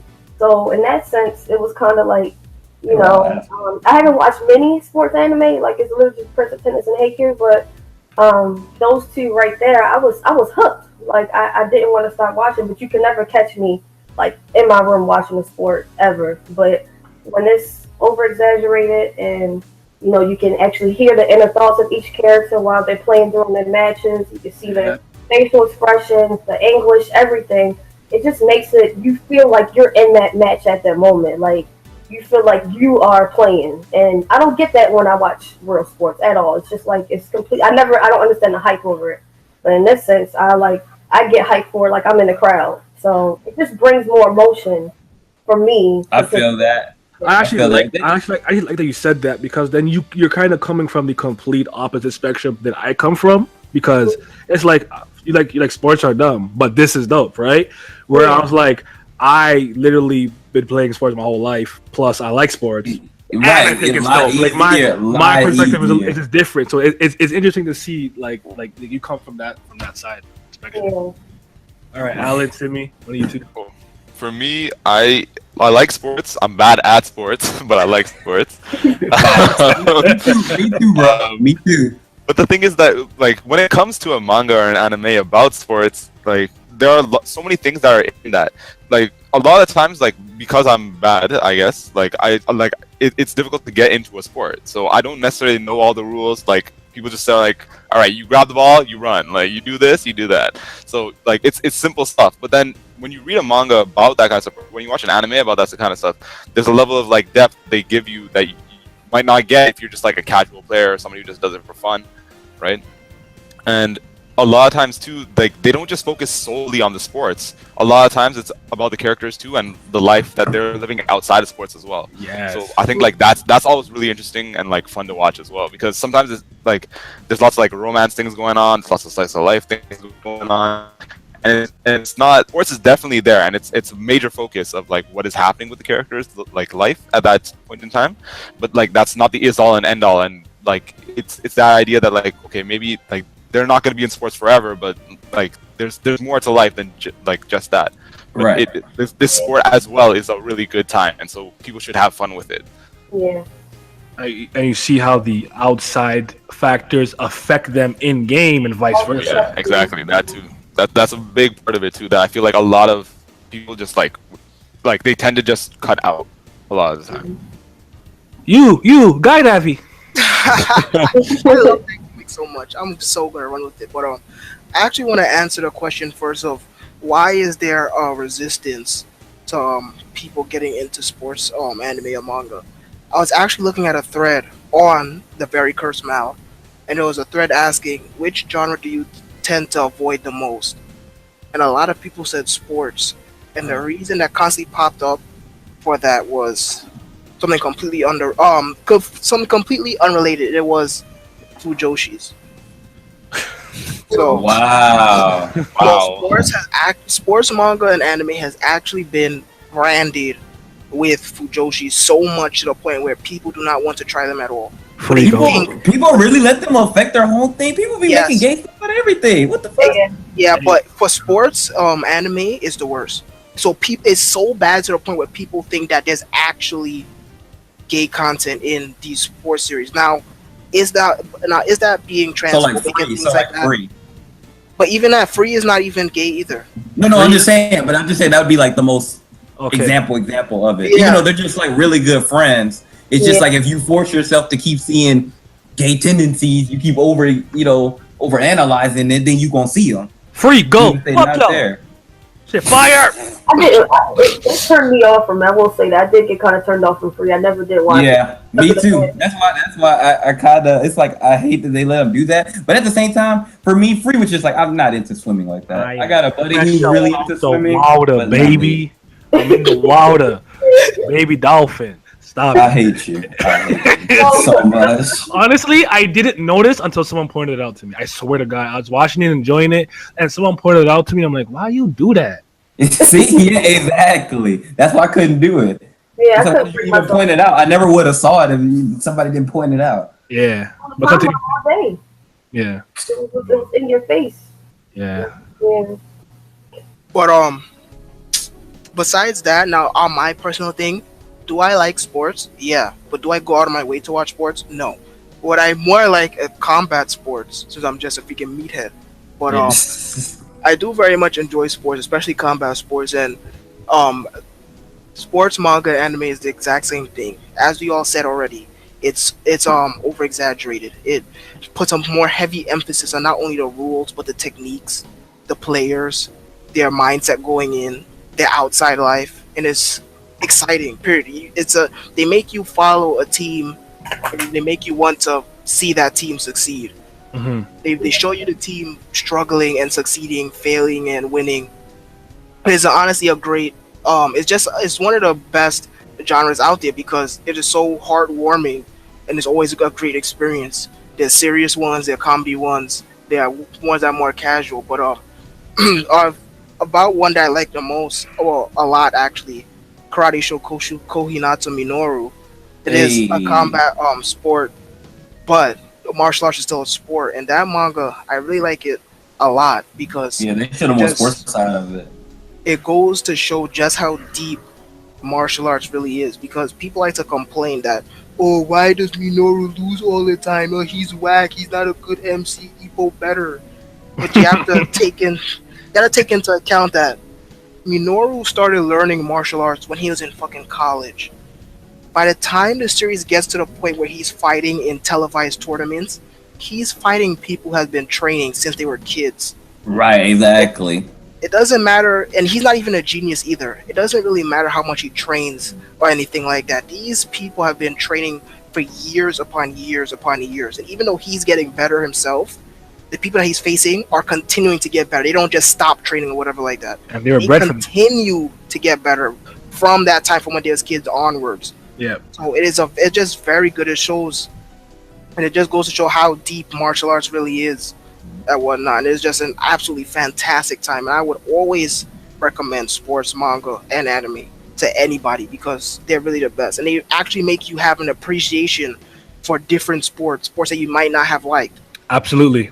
And not only that, they bring in a lot of things that goes under the radar. For example, in Himomori, the main character, even though he's ridiculously buff, he has one major flaw. He's short. Sumo wrestlers have to be tall, not only for their general appeal, but because the rest of the community is tall. So he's already at a disadvantage. So people will not want to sign him because he's short. He doesn't have appeal. He can't draw because he's short. Mm-hmm. And not only that, he's fighting people that are way taller than him, so he has to compensate for his shortness. And that, I really love that aspect because that's something in real life. In every single sport that you look at, they have to be tall, but that's something you can't control. Mm-hmm. And then, and sumo wrestling is his passion. It just goes to show the sacrifice that he makes for this sport, but he will always come up short because of his height. And it's just things like that make sports manga anime just so freaking great. I will never not recommend them to anybody. Yeah, man, that was actually well, very eloquently put. I like what you had to say about that. So, I actually want to say too, though, that with regards to that, you also get to see like different walks of life because what you experience is not necessarily what somebody else experiences, right? Mm-hmm. So this way, you kind of share in everybody's like sensation of it. Because I'm 6'2", so I don't struggle with that kind of stuff, right? With height related things. When you see somebody like who's actually short, and then you realize that, oh man, like look at this guy, like he has to do all this stuff just to compensate for that, right? So right. They gotta work hard. They gotta work harder because it's not natural. Gain a better appreciation not only for like the gifts that you have, but the gifts that other people like are missing, right? So it increases your appreciation for what you've got, as well as like allowing you to empathize with people who struggle with that kind of stuff. Oh, so now I wanted to, before you moved on real quick, I did want to talk about like two negative aspects because we just singing its praises, and I think we should talk about the bad of it too a little bit. Go ahead. So like for me, the drama of sports manga and anime is what makes it good, but what also makes it bad. Kuroko no Basket. I fucking love Akashi. Akashi's my favorite character. But what the fuck is he doing in a sports manga? That nigga is the most dramatic person I've ever seen in a sports manga. He literally took me out the story. Like that nigga, yeah. I said you already hate him, but I was like, I can already understand why people don't like us. Like, first of all, this nigga was trying to stab people with scissors. Like, oh my god. Like that nigga basically had Sharingan in a sports manga. That shit super over dramatic as hell. And the fact that he was talking about gouging his own eyes out if he lost this game, I was like, now see, and do not leave out the part where he scored on his own basket. Do not do that. Say it. That's my favorite part though. This shit's so goat. The fact that he did that, I was like, no, they didn't. No, he didn't. I fight him. If I'm his teammate, I'm suplexing him. Bro, this was a nigga who was willing to stab people. You ain't doing shit. Oh, yes, I am. He's 5'6". I'll bomb bro. that nigga. Nah, this was a nigga who was making people fall at will. No. I'm saying that. No. Think about it. That's what I'm saying. It's so over dramatic, and also I really hate the trope because it's just like it's not that I hate it. It's just that it's done so much. The trope of the main character starting off as a pussy. Oh yeah. Every main character don't have to be a pussy. Like that doesn't mean that he doesn't have development. You can start off as an asshole or cocky and then get humble. You can start off as being super talented and then realize that, people's hard work make them just as good as you. Like there's other character development. I feel like sometimes they get wrapped around making the main character, like, oh, he has to start off never doing the sport before something. Like, why don't we have like a fall from grace? He did it, and like maybe he sucked one day, or he like got an injury, and now he got to restart from zero. Like, I like one outs because like that's like my favorite sports manga, and he's not a pussy. Like, that nigga's an asshole. He's arrogant, and it's over dramatic as hell. Like, that shit's like it's realistic in some ways, but at the same time it's unrealistic. But my favorite parts about it, it brings a lot more realism as in the opponents. He's like, cause he like telling you what people would willing to do to win. And what you need to do. Stop feeling sorry for yourself just because you work hard. Work hard is not everything. You need to win. If you truly have an obsession for winning, because that's like me. I relate to that shit so much. Because it's just like, I don't like doing anything I'm not going to be good at. I'd rather just not do it at all. Because to me, losing is worse than anything else. And you see it in other sports manga, but it's like in here, he's telling them to stop cheating yourself. Like, stop it. You think people are just going to forgive you because you work hard. Like, no, you need to produce results. This is a business as well as your profession. This is your job, your livelihood. If you don't do anything, you cut and you go home. You don't get to work no more. And sometimes we take that part out of it. And that's just like one of my favorite aspects of it. So, yeah, that's my favorite. Oh, speaking about overpowered characters, though, I just wanted to bring up that in Prince of Tennis, like, there's no reason for Super Saiyans to be taking over the tennis world. So there's that issue as well. That kind of takes me to my next point, which I want to ask you guys: like, do you prefer the sports that that stay grounded in reality, or the ones that kind of have niggas hitting half court shots like it's 100% success, like it's a layup? Actually, let me answer that one first.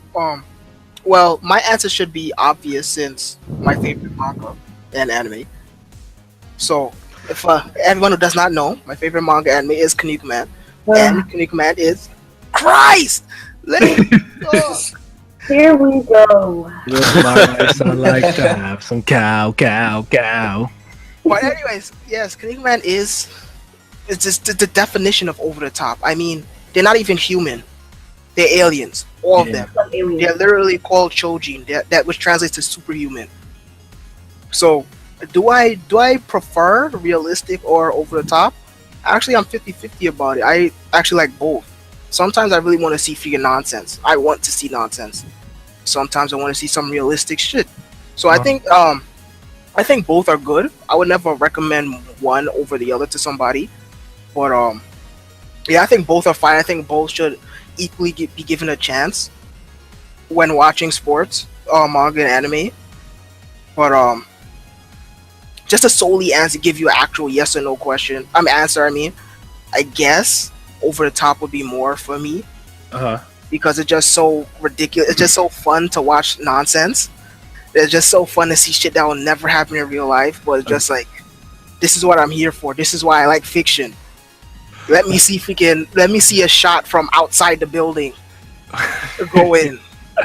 Hey, but we can't act like that's not possible though. My man Steph Curry out here hitting half court shots. So, you know, the fucking waffle colored nigga. Stop.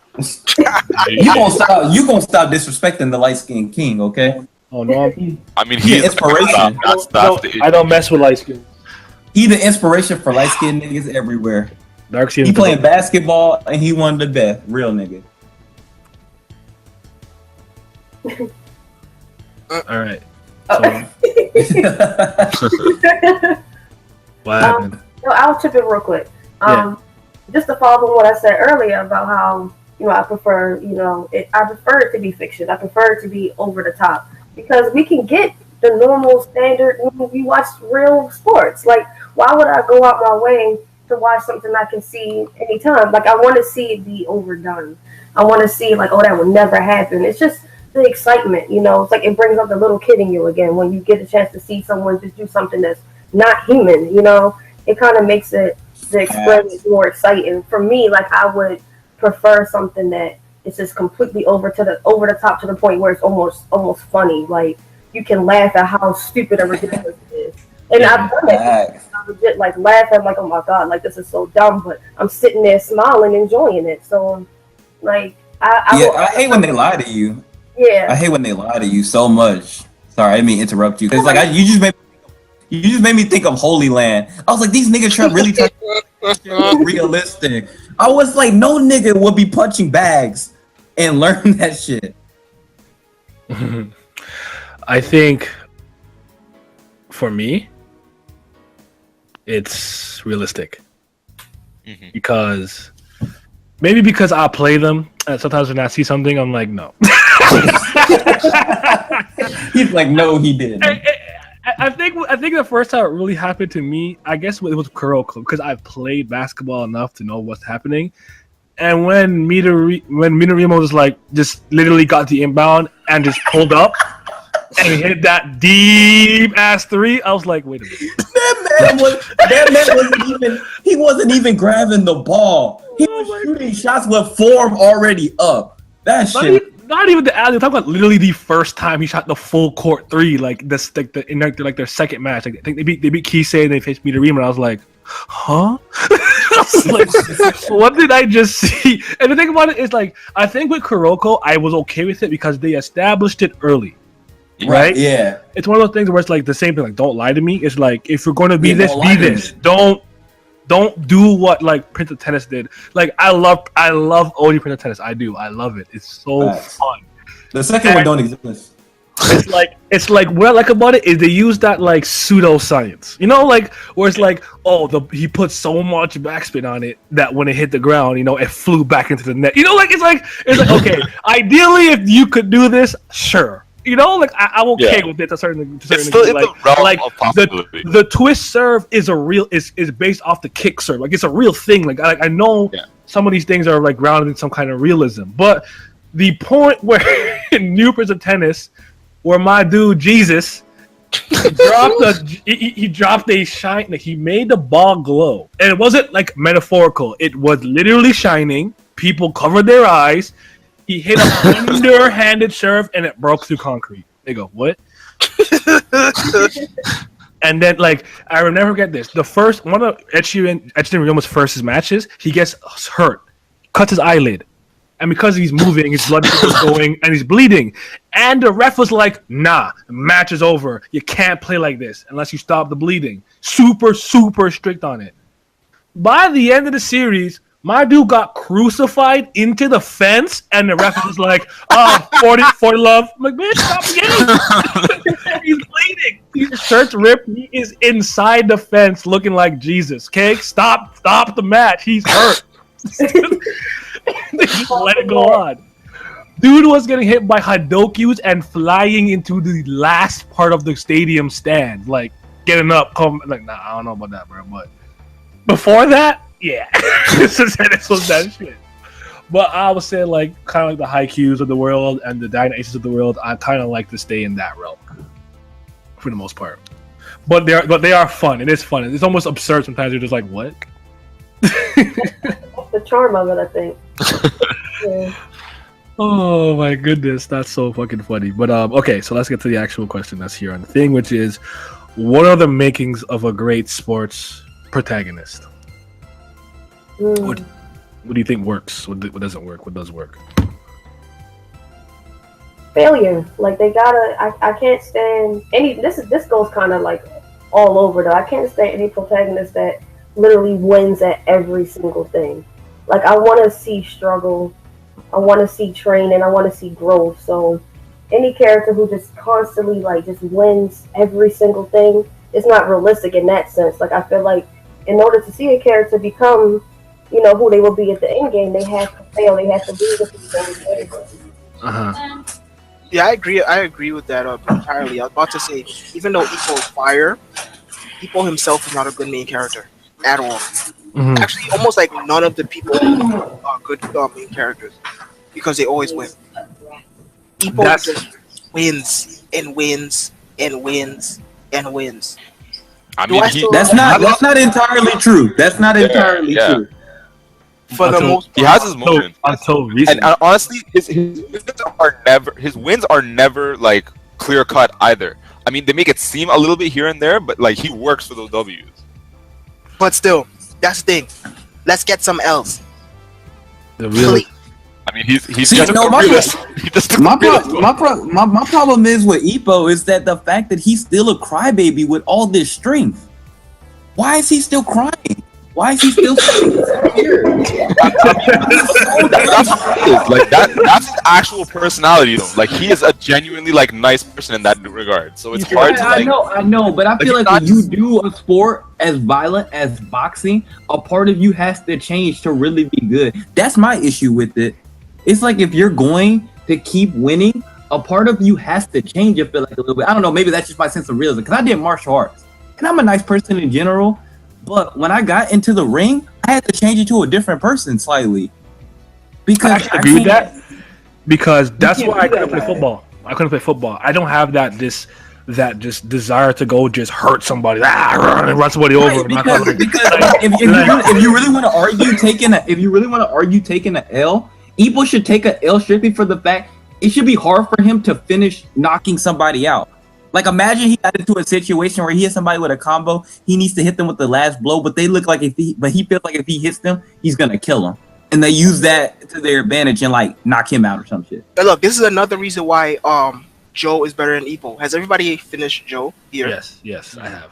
No, I haven't finished it, but I've seen a lot of it, so you can talk about it. Yeah, there is a point but first of all, Joe is a character you could both come to love and hate. I love Joe, but there are some times that his hostility has actually made me feel uncomfortable. Mm-hmm. The times where he like literally threatens to kill Yoko, and he's done it numerous times, it literally makes me feel uncomfortable. Mm-hmm. He's a freaking mad dog, literally. And the fact that something tragic happened to one of his matches that completely throws him off like the next 6 volumes. That just goes to show again with the realism that things like your personality has to go into the sport that you're playing. Boxing is a violent sport.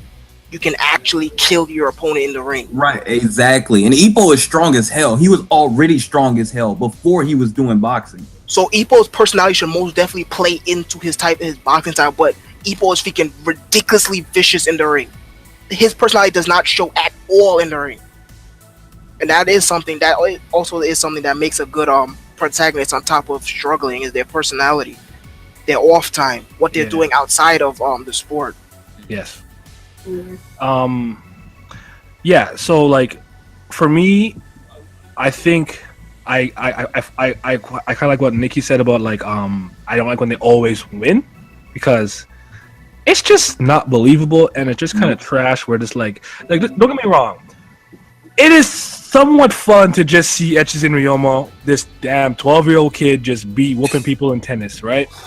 And you want to make sense of it because you're like, okay, his dad was Samurai Nanjiro, he was the best, and he literally loses to this guy every day. Everyone else he plays is not as good as his dad. You want to make sense of it, right? Yeah. But it's just not interesting because he's never lost an on-screen official match. He never loses. See, there you go. If he's in an official match on screen, he will win every time. He has not lost yet. He's lost some or tied some practice little rounds or off-screen and stuff like that. But if he's on screen and it's official, he's gonna win. And it's just not that interesting. And I have that problem with Kagami because he's just this guy just doesn't really make any sense. He just wins. I always go back to the Ayomine round 2, and I'm like, how did you beat it? It doesn't make any sense. Mm-hmm. Especially when they emphasize that Ayomine at the end of the series had a deeper understanding of the zone, and he can plunge himself deeper into it. So how did yours run out first and all kinds of you know what I'm saying? None of that adds up. This guy just flying from the 3-point line, doing nonsense. I just it came to a point. Damn, you made perfect point. I'm just I'm tired. Damn. It was the fact that they tried to give Echizen a wall with the person on his own team. I'm like, that doesn't count. Yeah. What? I was so he just not gonna lose an actual match. No. That was trash. That was big trash. And also with like you said with Kagami too. I don't understand how Kagami beat. I don't know how he beat Ayoma. I don't know how he beat Akashi, to be honest, because Akashi wasn't dumb. Akashi was stronger than everybody, but he still had 3 people on his team that could have been considered Generation of Miracles. He used Zone 2. How did they lose? Zone 2. How? They should have won by 20. Nakama power up. I actually don't remember what happened. I just remember it being really stupid, and he went to The second one, I remember happened. I remember happened. He like dived, Kagami dived to the bottom, and like it was Kuroko who was guarding the gate or some nonsense. I'm like, bitch, what? And he opened it and he like went to zone 2, and they all were like connected, and then they started doing nonsense, and I was like, wow. And then extra game was even worse with Jason Silver and Gold Nash Jr. No. They were so OD for no reason. And then like so Jason Silver just like this 6'11" black dude, and they're like, he has the speed of a Yomine, the strength. He's black. Basically, you didn't. He is black and he's 6'11". Yes, he's better than them. They're Japanese. They're like 6'3". I don't know. Like stop. But like the reason why I like a character like a Hinata from Haikyuu and Sawamura is because you get a kind of a middle ground. They are talented. They have a specific skill set that they excel in. Hinata is very athletic, but he's short. He can jump out the gym, but he's small. But he's not a libero. He wants to play up front, right? And Sawamura is a very talented pitcher. It's tricky. He's like a southpaw, whatever it is, but he doesn't have like the proper training because he was the best in his middle school his whole life, and no one really could push him. So you start to hone that, but you start to run into other people who are just as talented as he is, and no matter how good he gets, he's never really the best, but he's always useful. And that's what I like about those two like characters. It's like they excel, they do what they're good at, but they have their shortcomings, and they have their off days, they have their great days, they have their mediocre days. Like that's real. That's how sports work.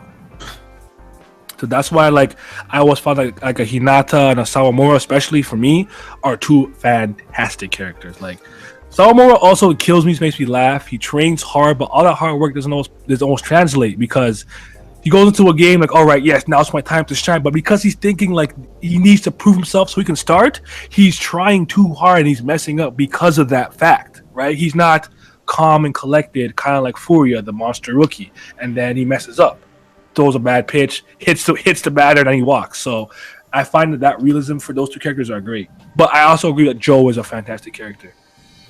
Joe is absolutely I mean, again, he sometimes legitimately makes me feel uncomfortable with how aggressive and hostile it is, but he is a product of his time, and just him as a person, his Emma as a boxer, just all fantastic. But what I wanted to say was that is also the reason why I love Minoru so much from karate, is because when just because he trains a lot, and as I said this earlier, just because he trains, that does not necessarily mean that he's going to win. And people get angry that, he always lose. How come you don't win? First of all, he doesn't always lose. However, when it's time to fight on TV, when you're fighting in front of a crowd, when you're fighting somebody who has years of experience on you, things happen. Period. You slip up. They come into overdrive once you put them in a corner. Just things like that. Life happens. There are variables that are unknown variables in sports. Period. And there always will be. And that's what I think they need to portray more in protagonists and whatnot. Even if they're geniuses, even if they just came up out of the woodworks, there will always be unknown variables. And that should always be in the series. So someone like Minoru, even though he just started in college, he's been training ever since, and he's been training literally under the best in freaking Japan, there's still that opportunity that he will lose. He doesn't have a main character's plot armor or anything like that. And that's what you really need to emphasize on sports series. The main character does not need plot armor at all, because then it makes it uninteresting. We want to see them win, but we also want to see them struggle. Struggle is way more interesting than winning. Struggle, lose, grow, come back. There are way more topics to write about when you lose than when you win. I agree with you, but I also disagree with you. And the reason I'm going to disagree with you, again, 1 ounce, Tokachi. But, I mean, that's a little bit different of a series than your stereotypical sports series. But if you really look at like the whole thing of what 1 ounce is supposed to be, his whole goal in 1 ounce was to take this perennial loser and teach them how to win. Yeah. That was his whole character. It's a great series. So yeah, he won a lot on purpose because that's what the plot needed him to do. And he lost some games, but he lost them, and not all of them were like just strategic losses because he was just like, oh, I threw the game. It was just like, no, he had to go back in the shop and figure it out. And baseball is a little bit different because you play the same people 2 or 3 times. So, you know, it was the proper sport to use this in. But it's just like for him, there were times where like later, like I don't want to spoil it, but like if you ever read it, late in the series, he struggled with something like a legitimate thing, but he knew at the same time that he fell on purpose to help his team because he taught them how to win at the end of the day. And I think he's a great sports main character, but like he's kind of the outlier though. But for the most part, I 100% agree with you and Dom and Nye and everything. Yeah. I'm on a podcast. Hold on, I'm coming. So, right. What? So wait, hold on. So, you spoke about Kinnikuman, right? Mm-hmm. And do you find that Suguru like he's like a good protagonist?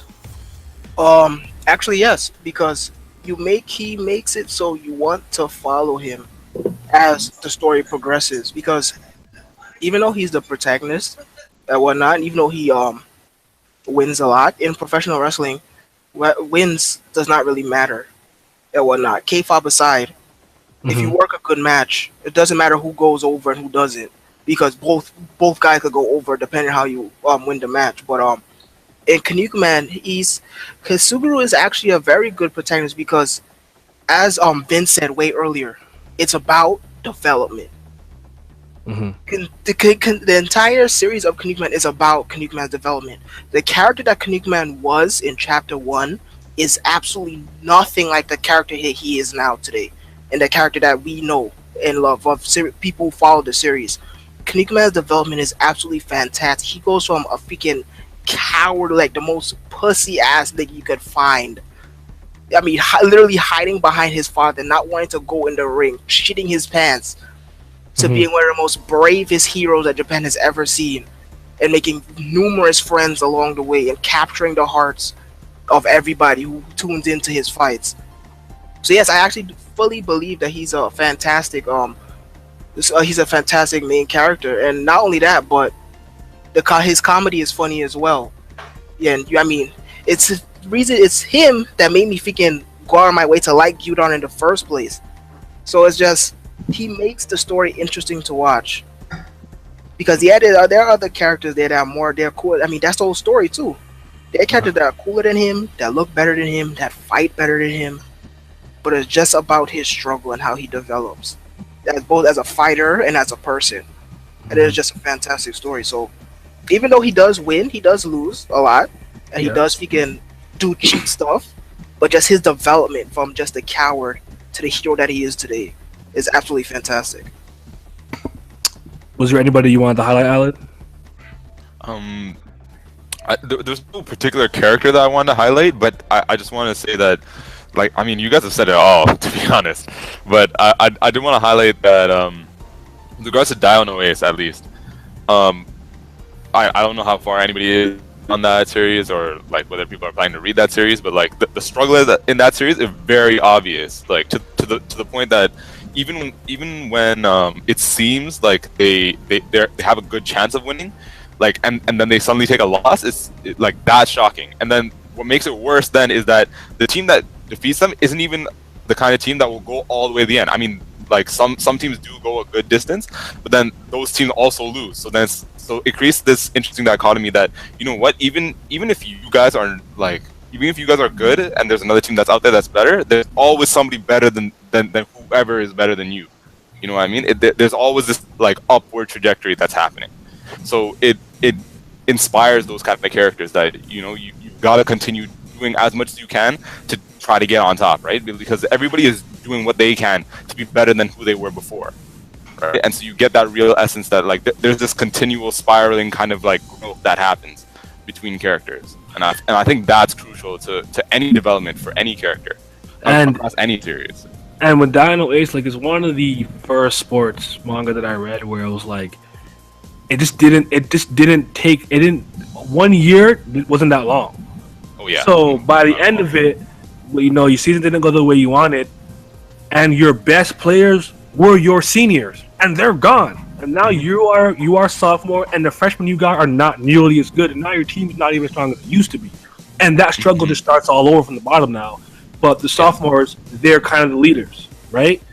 So that's I like the people like that series is like I don't even like baseball. Like I don't like baseball. I have nothing but respect for that series, bro. That's what it is. Big. That's what it is. It's so like it's something that even if you don't appreciate that's what it is about sports manga. You don't have to like the sport. You don't have to play the sport. You don't even have to be that into those kind of things. But the way that it's portrayed, the way that it's created, like somebody came, they did a bunch of research, they put all this stuff together. Like it's the same with any book. Like like if you read literature, like you're gonna like this. If you like looking at like pretty drawings and stuff, you're gonna like this. That's what it is. At the end of the day, like it's just drawing all those things together. Yep. So everybody remember, read sports, watch sports, they're dope. Yeah, they're fire. We got them Rex for you. And now for our final segment, I kind of want to let Simi run this one because I'm not entirely sure exactly where you want to go with this, but you were talking about the decline of magazine circulations, right? Yes. But that is also, I guess, we could say it's for more things, but we want to specifically talk about it in manga's standpoint. But yeah, the decline of just the circulation of magazines, period. And why would you think that is? And it's because, well, to me, I think that means that people just aren't fucking reading manga no more. Like you could say that it's about digital age and blah blah blah, but nah, I don't think that's it. I think just people are, because you could still count subscriptions as circulation, and regardless, Shonen Jump's highest peak was 6 million. Yet today they only see 2 million. Yes, yeah. Where the hell did 4 million go? Where did 4 million readers go over the years? People are not reading manga as they used to, and I would like to discuss like why do you think people aren't reading manga as they used to anymore? So I don't have I don't have any insight into this personally, but if you ask me personally, I would say that I think more people are actually watching anime. I'm not saying they're buying it, but I think more people are watching it. And most of my life, most people didn't read manga; they just watched the anime. Like, like One Piece, yeah, I'm watching it, and they're like 5 arcs behind because they don't want to freaking read it, right? So that, and with the inclusion of the Crunchyroll, and now there's anime on Netflix, and it's like more accessible. And I kind of want to say it's really, for me, in my experience, it started with Attack on Titan. That anime broke the threshold, and people are coming to me like, "Hey, Hemmings, I know you like this, blah blah. Do you like Attack on Titan?" I'm like, "Yeah, it's cool. Like, I like that show. Like, what should I watch?" Give me some Rex. One Punch Man. People got into that. Actually, a decent amount of people, surprisingly, really like Shokugeki no Soma. And I found that was popular with a lot of older women. Like moms and stuff I know are watching Food Wars, which I thought was interesting to see. But no one's really reading anything. So no one's buying stuff. Plus, it's very easy to get online. It's like, I think manga is probably the easiest thing to pirate. Yeah, I think also what helps the decline of it is that we don't have Shonen Jump anymore. Like back when we was growing up, back when the big three, our big three, Naruto, Bleach, and One Piece was going strong, we actually got Shonen Jump. We got those weekly and monthly magazines, but they don't do that anymore over here. So I think that that helps with just the decline of people not wanting to freaking read anything at all. I mean, looking at these numbers for Weekly Shonen Sunday, their highest was 2.2 million. Now they don't even see a million at all. They see 300,000. So I want to ask y'all a question on that, because I don't really know the reason, but does it feel like to y'all that mangas don't progress enough? I think that actually I think that it's not that they don't progress enough. I think that the spotlight was taken away from manga, because back then every anime adapt that we saw was based off of a manga. Nowadays, every adapt that you see is based off of a light novel. light novels are flourishing like no other, while manga's being left behind. I really think that I don't think that manga will die. I don't think it will ever will die, but will it ever see the peak like 6 million? Probably not.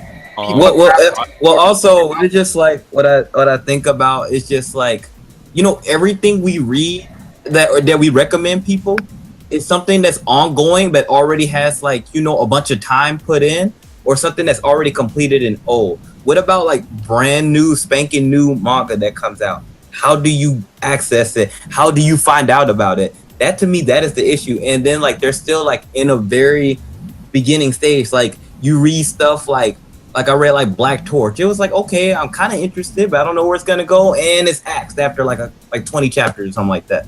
I think that's kind of an issue in manga. Things get axed so early, or like what's that one that everybody like? Oh, Red Sprite. That seemed like that was kind of interesting. That could have blown up. It was gaining some steam, and then it was axed. Like people are not patient anymore. Shonen Jump is kind of ruthless. You know what? I think Simi had a point. I kind of feel like when Shonen Jump is a big deal, it's just better for the industry. Like One Piece is really not that popular in the West, like out here in North America. Like we're not that big of a market. I learned recently we're not that big of a market, to be honest, when it comes to overall like manga anime. Japan is the biggest one, but I think some places in Europe, and I want to say China, I think they beat us out in terms of how much shit they buy, merchandise they buy for anime related stuff. So like we're not even that big a deal. Like we don't help that much. We don't really contribute it that much. The overall sales and stuff. And I think part of Jump, you know, not being a big deal over here because One Piece is not that popular like in the West, and I don't think it's popular in China either. I think, if I remember correctly, One Piece is popular obviously in Japan. You'd be hard pressed to find somebody in Japan who knows what One Piece is, whether they like it or not. But I have to check. I'm gonna check. But I wanted to say it was like one of those like South like American countries, somewhere like that. But I might be thinking of saying that. I think that was mad popular out there. Yo, but coming back to the decline of like readership, obviously, like we're stepping into a digital age, right? So a lot of stuff that you read tends to be online. I mean, when it comes to manga, especially, I find that I spend more time reading it online than I do actually like going out, getting a physical volume, and then reading that, right? And it's gotten to a point that like I actually don't even bother trying to like go and find a physical copy. I just look for it online. So I mean that's one of the major things behind that. But you have to also remember that there's an older demographic that's above us, right? And those guys are getting like way more elderly. So for them, like it's just not there for them anymore because they're transitioning out of that phase where, you know, they enjoyed shonen series, seinen series. They've got a lot more going on their plate too because, you know, kids and shit, and all this other stuff. You have kids, right? Like you got all this stuff going on. There's all these things like holding you down, right? So you're busy. You don't have time for like maybe things that are of your interest in that regard. So you don't do those things anymore, right? You have to make sacrifices to do other stuff. And then the thing is that our demographic is much smaller than the people who are transitioning into that like older person phase.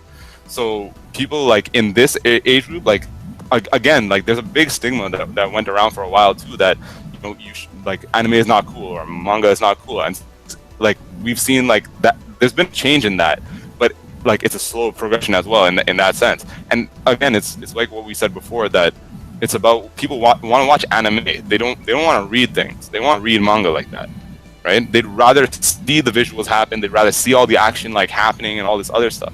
They want that movement. They don't want to be tied down to the whole reading factor of it, right? So that's also a big thing that like is stopping the number of like magazine readership to like go up. And don't forget too that like over there they like this is coming off of what Min said, but over there they do votes and things, right, about like what is popular, what is not popular, right? And the thing is that if it's not a certain level of popularity, then why would they keep it? It's not making you any money, so you're gonna axe it, right? Because like that's not what people are. It doesn't seem like that's what people are interested in. Over here, yeah, you might feel that, okay, this is a cool series and I want to read that or I want to watch that, but like you're maybe like one or two people out here like in North America, and over there is where the vast majority of their clientele is. So why would they try to cater to places that are so obscure and like far away from them, right? Yeah. Y'all all hit like a lot of good parts. I agree on the sense where like now it's more anime it is slowly becoming like a norm. Like back before you were weird if you watched it or everything, but now it's more like everybody's watching it, but not a lot of people want to read it. These are newcomers. They don't. A lot of people don't know it even has a manga. Sometimes these are straight up casuals who are watching it just because someone else is or because it's on social media now. It's a lot more normalized. So I think that's like one of the biggest factors on why manga isn't doing as well as it used to be because anime is just way more popular, and I feel like it's going to be like that like from now on. I don't think it's ever going to revert back to how it was before. The funny thing about One Piece is that One Piece was actually the reason why Shonen Jump saw an increase in a magazine production for a little bit anyways. One Piece was not able to bring it up from 2 million to 3 million. However, they was able to get it up by a few thousand because it was like 2.3 million in it when One Piece was during I think the NES lobby arc. It went up to like 2.53 million or something like that. But it's funny because it's really hard to pinpoint what it is because as I said, Shonen Jump has a digital service. You can read Shonen Jump on your phone. It has a digital subscription, yet the numbers are still low. So it's available digitally. And don't forget that over there they take piracy about anime and manga way more seriously. The guys get freaking years in jail for pirating anime, for pirating manga. So it's not easy for them to pirate over there like as it is over here. So from outside looking in, the pieces are there. However, the numbers don't show, and it really is a curious case on why that is. Well, actually, this is another thing too. That there's a pretty big stigma about that. Like a lot of people that I know who are Japanese and like are like come here to like Canada, they're like okay, like that's all people seem to care about. Like it's just the anime. They don't care that much about the culture and all this other stuff, right? So there's that stigma as well going around that like you only like people who are that kind of weird like otaku-esque. Those are the only people that care about it, right? Yeah, most definitely. But I think that I think a manga just they're pop. As I said earlier, I think that manga just losing the spotlight because, as I said, if you look at anime nowadays, and as Nikki said, anime is getting popular. However, look at what anime is adapting now. Anime isn't adapting manga anymore. It's adapting light novels. Yeah, light novels are freaking thriving like no other, but manga is falling behind. Like I said this in one video, like, bro, I remember being like, hey, where are the light novels? And he'll be like, is that a title? Like, what are you talking about? And then now I'll see that and like, oh, it's by the manga. Like really casually see that to me. Like, I remember when like asking for that was a big deal. Like, I couldn't find any. There was just like a couple. Like, I would say Index and like the Los Angeles beauty murder cases from Nishio Ishin and like Sword Art Online. That was about it. Now, like, you would be hard pressed to not find at least 3 different anime that's based off a light novel each season. Yeah, for sure. Meanwhile, I think that's because people know that, at least with regards to that. Sorry, not to cut you off, but like with regards to that, it's easier to adapt something that doesn't already have a visual base than it is to create something that looks exactly like the manga. Because, like I said before, Death Note, amazing anime, but like the visuals are not exactly like what Obata does. So there's that small disconnect from people who actually read the manga to people who watch the anime. And in a light novel, you don't experience that because the light novel is almost always text. It's all text.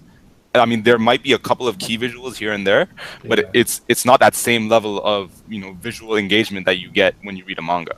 So it makes it easier to like animate one like every 50 pages or so.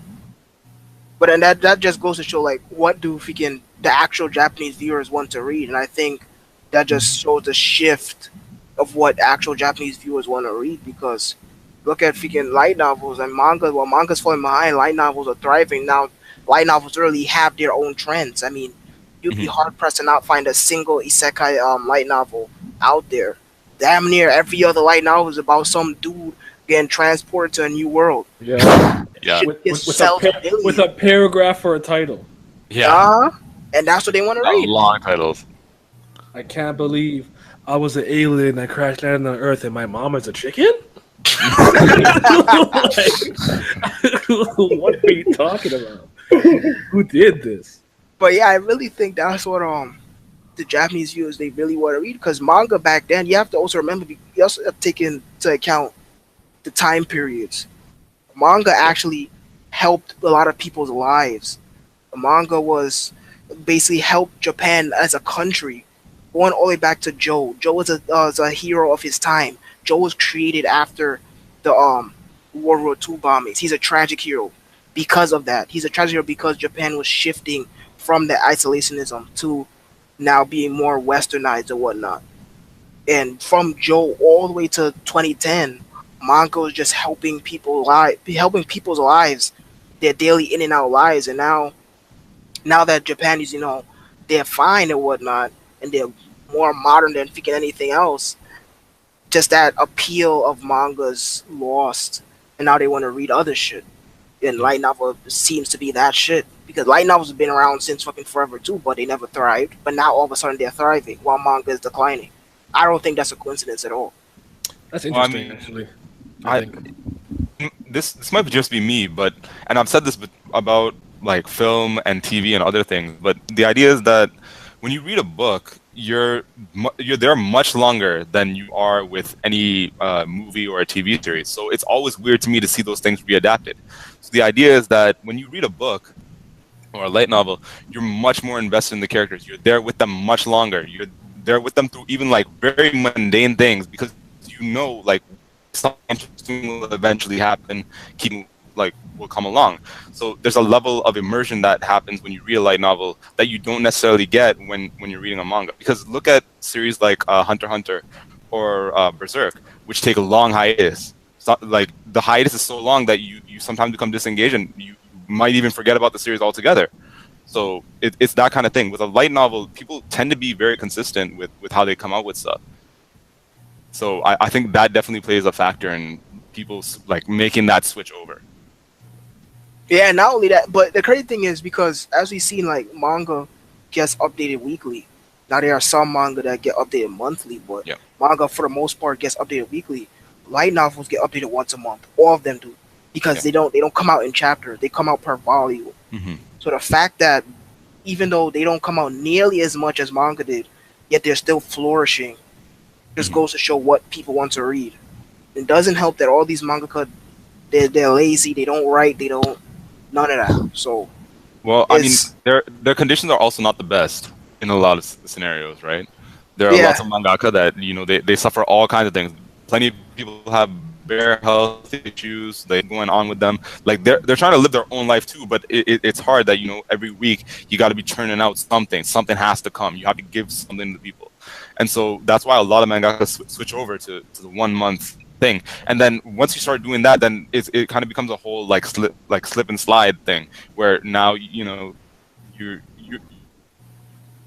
who knows when you're going to come up with the next one, right? It's that kind of thing. You entrapped by to take a rest, right?